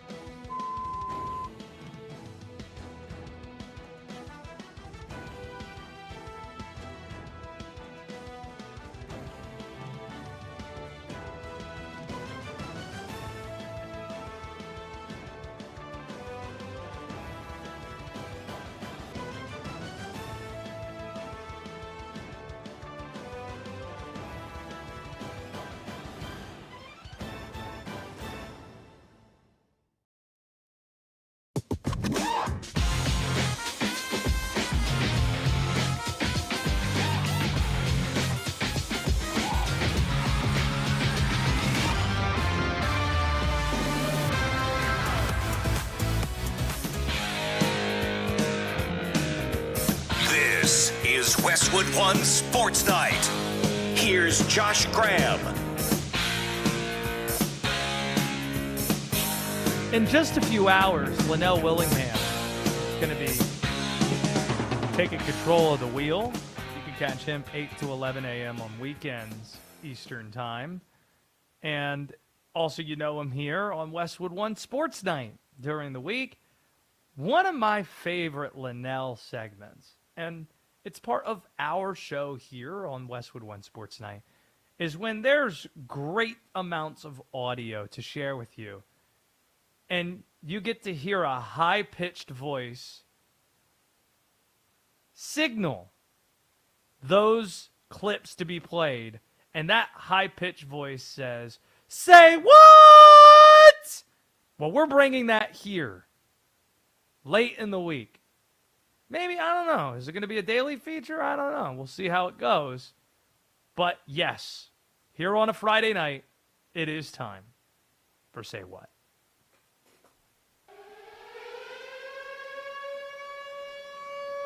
They are who we thought they were. We in here. The biggest names in sports step up to the mic.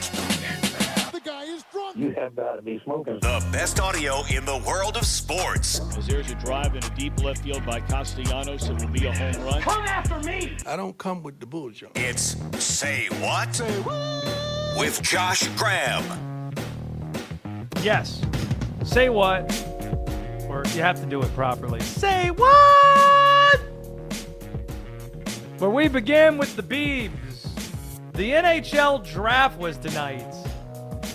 Would we be talking about it if it wasn't for a disoriented Justin Bieber walking up as if he's about to do some sort of charity benefit, meet WWE appearance / I don't know, like award show appearance?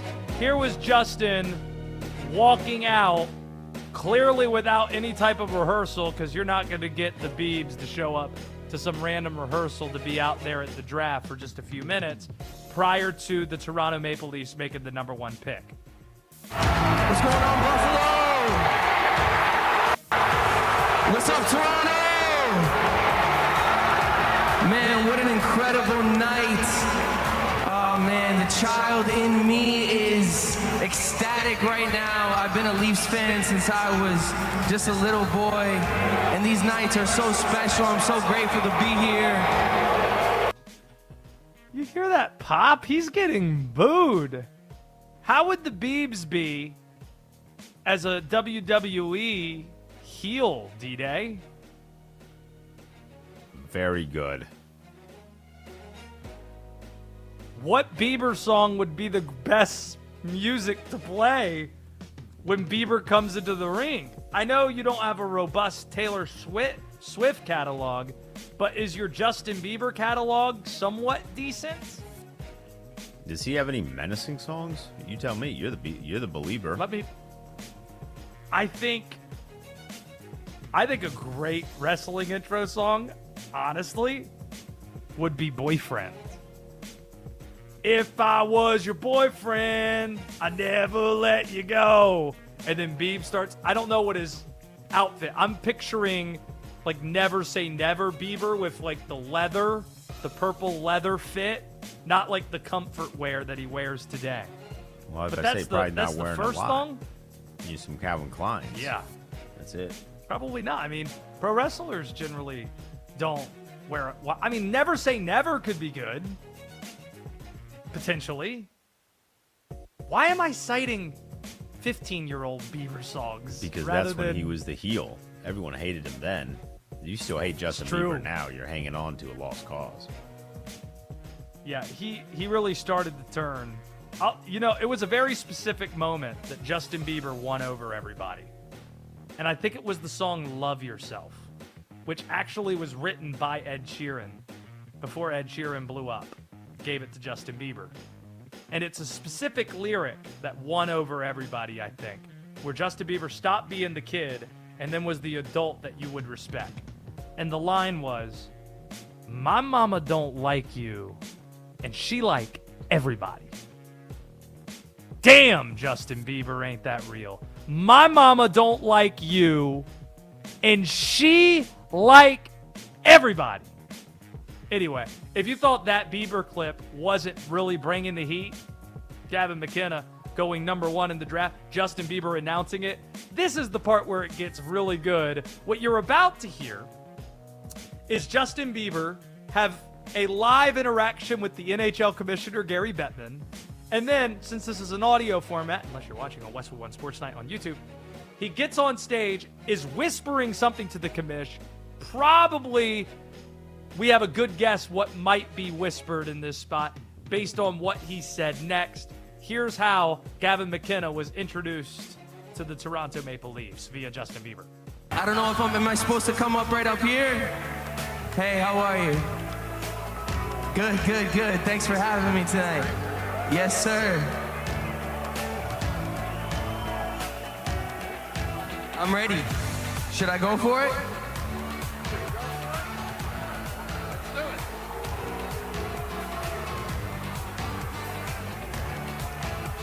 Mr. McKenna, we would like to draft you to the Toronto Maple Leafs. Okay, what happened here, D-Day? What did he whisper to the commissioner? Did he say to the commissioner, his last name's McKenna, right? Like, did he forget Gavin McKenna's name? The newest pick. He had one job. Oh, he picked a harder name to remember. And this is not Luke Bryan showing up halfway through the draft to announce the Nashville Predators pick. This is the number 1 pick, the best player in the draft. You're a purported Maple Leafs fan.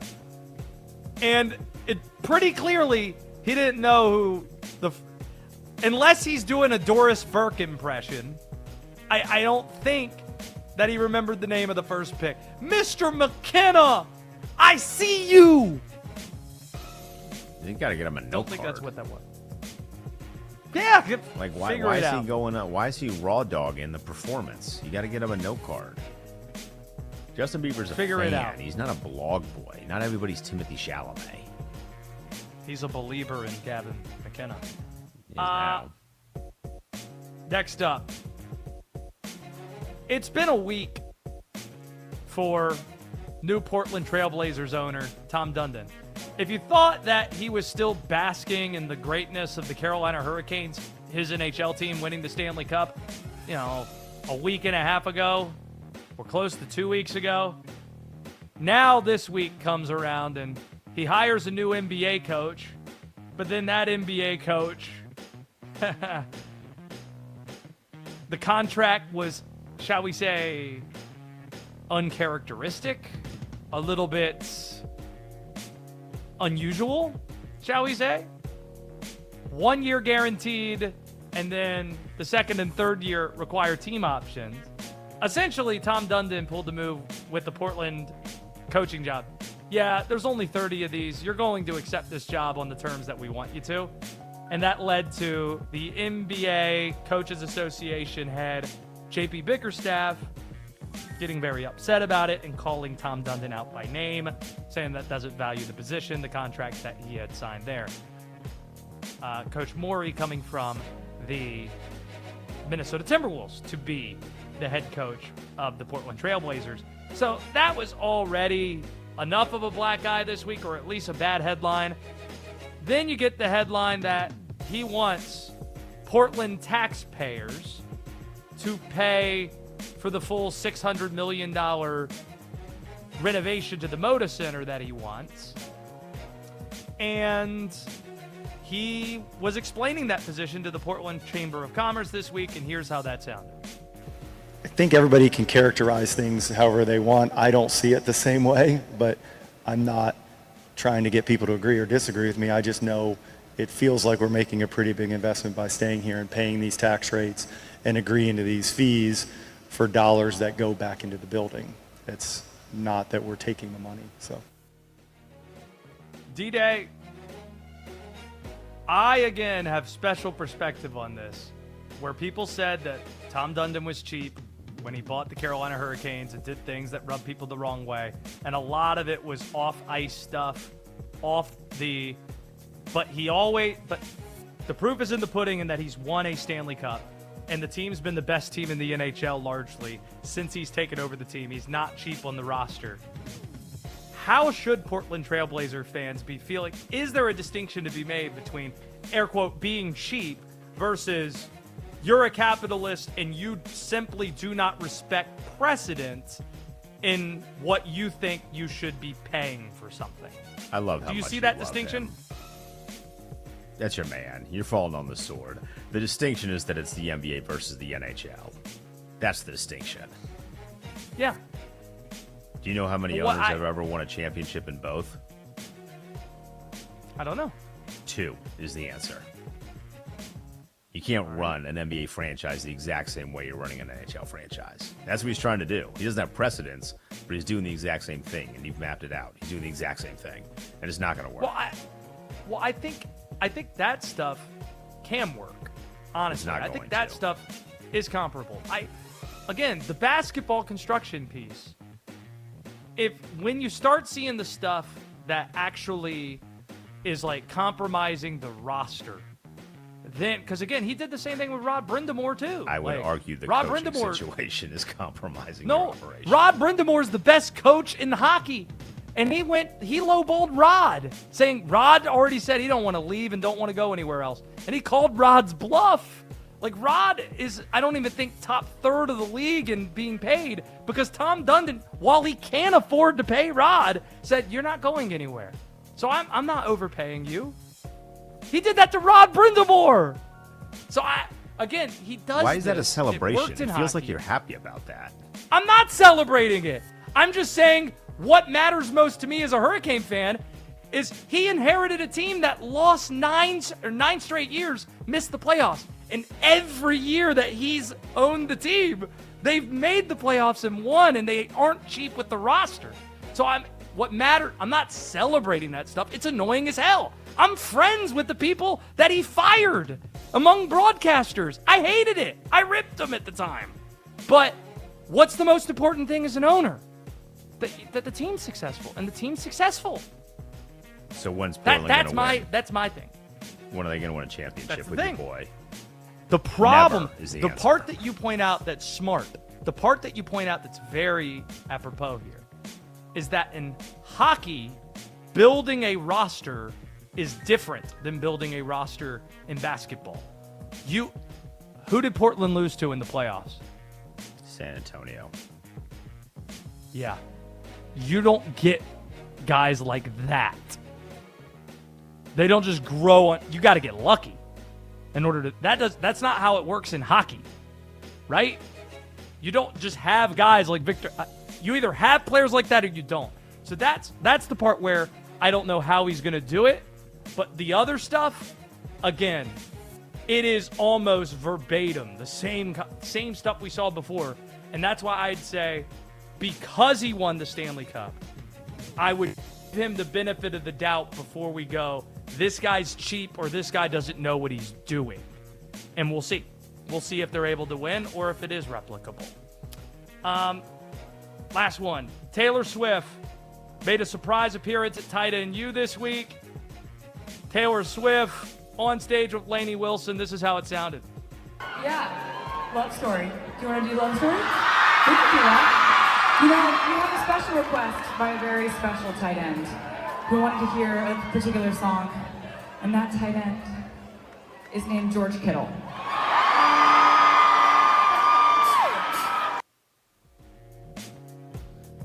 If you were in George Kittle's shoes, and the most famous pop star in the world is taking requests, what would you request Taylor Swift to sing for you? Request a cover. Cestus Pipes. Would it be insulting? It's a good question. Would it be insulting? Like if you said to her, hey, can you play Proud Mary? Hey, can you play Stevie Nicks? I would challenge Does she her get offended? To cover the Queen. Not the Queen of covers. But there's no worse thing as a pop star right now than getting the text from management saying Kelly Clarkson covered your song, because that's her song now. Like Kelly Clarkson's winning that battle. I would challenge Taylor Swift. Sing a Kelly Clarkson song.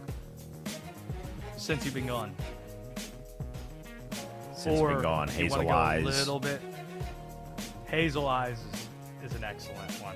I love behind those Hazel Eyes. And I also love Say What? It's been a lot of fun. Last nomination, Sports Hell USA. A new city, if in fact the city that this person is nominating is also, this is a funny thing sports fans do. People would even argue that their city's the worst in terms of, we're Sports Hell USA. We got a Minnesota sports fan, an Ohio sports fan. And I think that's probably where Tommy in Detroit is heading. Tommy, am I right? Yep, I'm from Detroit, yep. And I am voting the Detroit Lions. What about the city of Detroit? Like, if we're doing Sports Hell USA. Well, look at the Pistons. We were the number 1 seed. We got aced out by the Cavs. We're dealing with Larkin, our captain, saying, hey, I don't want to deal with Iserman because he's a jerk, and requesting a trade. Time you guys made the playoffs? Is it 9 years? 9 years since the Red Wings have made the playoffs? It's been a while. Buddy, I think it's been almost 2 decades or a little bit over, it seems like. Last time you we guys won the Stanley Cup in like 2008, 2009. Yeah, 2007, 2008, I believe it was. But yeah, I believe it's. I bet it's 9 years. Let me look at it. I have it right here. It's 2016. So 2016, a decade. Yeah, since the Iser plan's been in place, we haven't done nothing. And now Tarek Skubal, he's on his way out, and so, and then you got the Detroit Lions, and they're historically bad, and so they are the Cleveland Browns of the NFC. I like it. I think it's a great submission. Go ahead. I think if the Lions win the Super Bowl, the entire city might burn down. Appreciate the call. It's good to hear from you. 310-840-4910. Last call of the evening. We're cutting people off after this. Is Ryan in Ontario. Ryan, were you happy to see Justin Bieber at least get one of Gavin McKenna's names right? Oh, yeah, absolutely. Yeah. So that's good. Are you Thanks, a Maple Leafs fan in Ontario? I'm a Dallas Stars fan, but like my son is my 2 youngest boys. They're Mitch Marner fans, and so this is pretty good. I can't believe that they won the lottery ball, and that's pretty cool. So yeah, it was. And cool. Did you who have did any thoughts on the your way out on the Hurricanes draft? pick in the? Pardon? Oh, they traded back. The most predictable thing is that the Hurricanes were going to trade back. They traded out of the first round. And Josh Graham, I love your show, and I know we have camaraderie Thanks, on Ryan. here, and thanks for taking my call. Love the show. No, of course, Ryan. Good to hear from you. No doubt. There goes Ryan in Ontario. Did see that Seth Jarvis, one of the Hurricanes' best players, had shoulder surgery right after the Stanley Cup win. Probably going to be out for the rest of the calendar year. Going to get the NHL schedule, you'd think, sometime in the next week or so. American hero goaltender Connor Hellebuck, rumored by Emily Kaplan of ESPN to be of interest for the Carolina Hurricanes. Champions, tell you what, almost said right there to our guy in Detroit that the Red Wings wish they had Tom Dundon owning the team. Decade-long playoff drought and then snap it and whatever. Because again, I do not like any of these things isolated. I don't. But the result, it's such a diametric difference versus how bad it was, where the only reason anyone would talk about the Carolina Hurricanes in a national context is when are they going to relocate to Quebec? When are they going to relocate to a place that cares about hockey? Right? That's clearly it's not working. 9 straight years missing the playoffs. And then he buys the team. There's the worries that they're going to sell. It literally is the same stuff that we're seeing in Portland. And then it worked. And the biggest thing he deserves credit for is being willing to hire an assistant coach from a staff that was changed right when he got there, rather than completely turning the page anew. And that's a piece that I think in promoting Brindamore that gets overlooked. D-Day, what do we have in Put It to Bed, putting this show to bed on a Friday night? We're going to honor a legend. We do it next.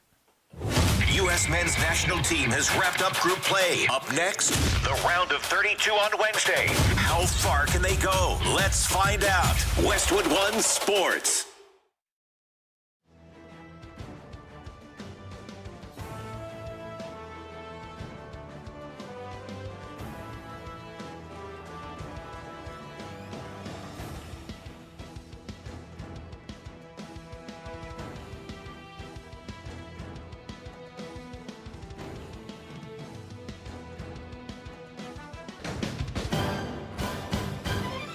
At the tone, the broadcast will begin in 4 minutes, 30 seconds.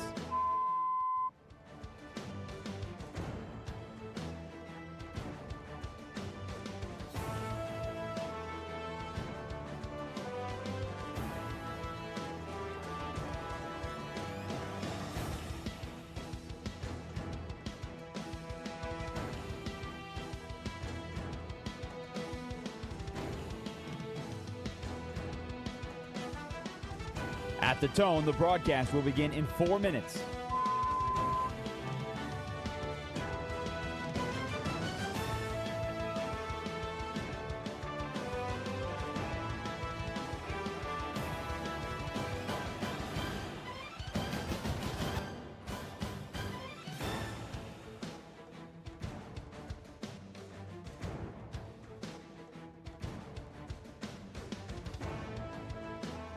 At the tone, the broadcast will begin in 3 minutes and 30 seconds.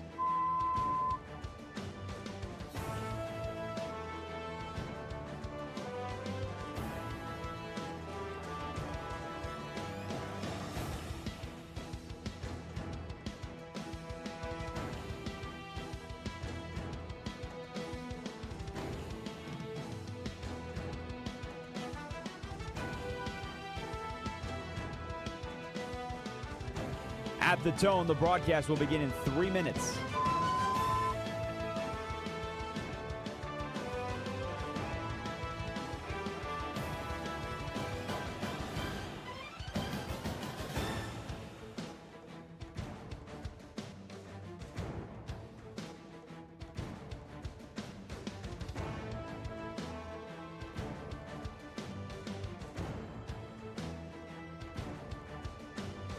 At the tone, the broadcast will begin in 2 minutes, 30 seconds.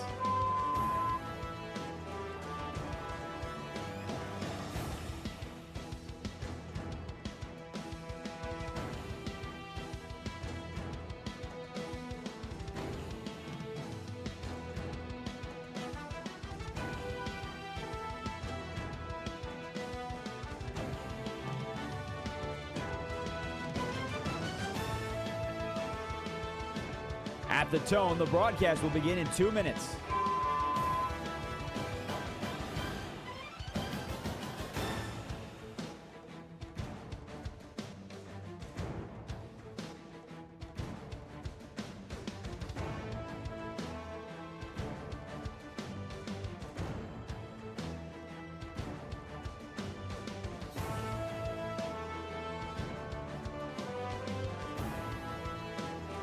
At the tone, the broadcast will begin in 1 minute, 30 seconds.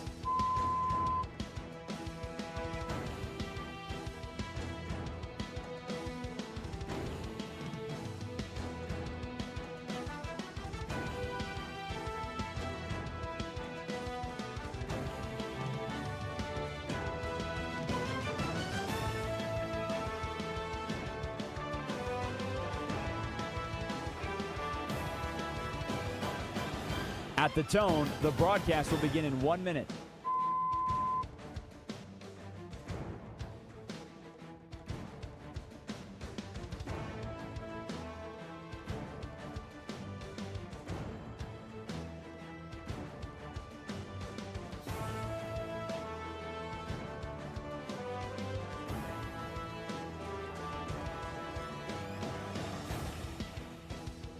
stations, this is your final time check. At the tone, the broadcast will begin in 30 seconds.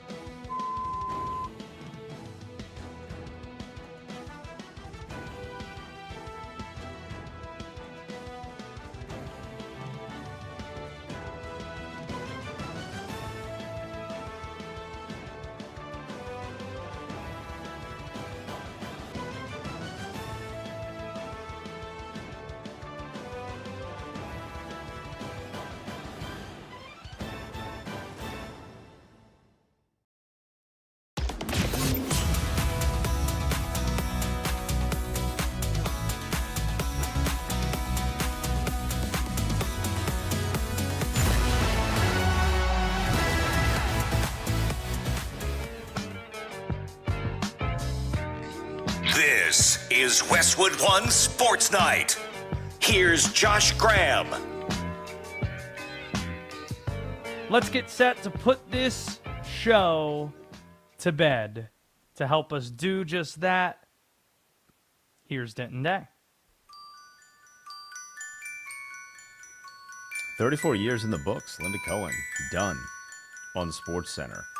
One of my all-time favorites. Legend. Trailblazer in many regards. Linda Cohn, also just always herself. You know who her teams were before that was a popular thing. Loves her Rangers, loves hockey. And just so solid. Who dislikes Linda Cohn? Like, if somebody came up to me and said, you know who I can't stand? Linda Cohn, I would not be friends with that person. Just an incredibly nice person, too. I do feel bad in a sense because she's been awesome for a long time. But, like, retiring from SportsCenter in 2026 doesn't feel like it carries the same weight. Because when was the last time you watched SportsCenter? That was not Van She also, Pelt. I believe, is the record amount of SportsCenters hosted. I think she's number one on the list. I believe that's correct. The most SportsCenters. So, With has 30, that 40 going years for her, makes too? sense. It does. It does. And, yeah, when you think about the greatest SportsCenter anchors, everybody has their person. Like, for me, it was always Stuart Scott and Scott Van Pelt. Those are my favorites. But then people of the 90s would say, it's Dan Patrick and Keith Olbermann. Everybody has their people. And for women, sports lovers across the country, Linda Cohn probably their person for a very, very, very, very, very long time. And then you just have so many. Just as good as it gets, Linda Cohn. And had it on while doing the show here and seeing Neil Everett and seeing Kevin Connors and seeing all these SportsCenter anchors come on to honor her. A really cool deal. So glad that you placed this where you did, because not only is it a nice gesture, it's an appropriate gesture for what we do too. And it is a reminder that you're right. So much has changed within the industry that the highlight show is not really much in the culture anymore. Scott Van Pelt kind of revolutionized it, but we're not going to SVP for highlights. It's a bunch of other things. It's personality driven. I worked a show with Linda Cohn once on Sirius during the pandemic. Very, very kind. I was terrified, but she was very nice. Yeah, I've met her a few times. When she went into the National Sports Media Association Hall of Fame, which, by the way, this weekend is the Hall of Fame weekend. They're going to be inducting posthumously Greg Gumbel is going to be inducted this weekend. Adrian Wojnarowski is going to be in town. Get to see Woj. Sean McDonough is going to be the National Sportscaster of the Year. Get to see him on Monday. John Harbaugh apparently is going to be his guest. Apparently they're very tight, so maybe we might catch up with the Giants head coach sometime next week as well. But shout out to Linda Cohn, very well deserved. Make sure you're subscribed to the pod and the YouTube channel. This has been Westwood One Sports Night. This is Westwood One Sports.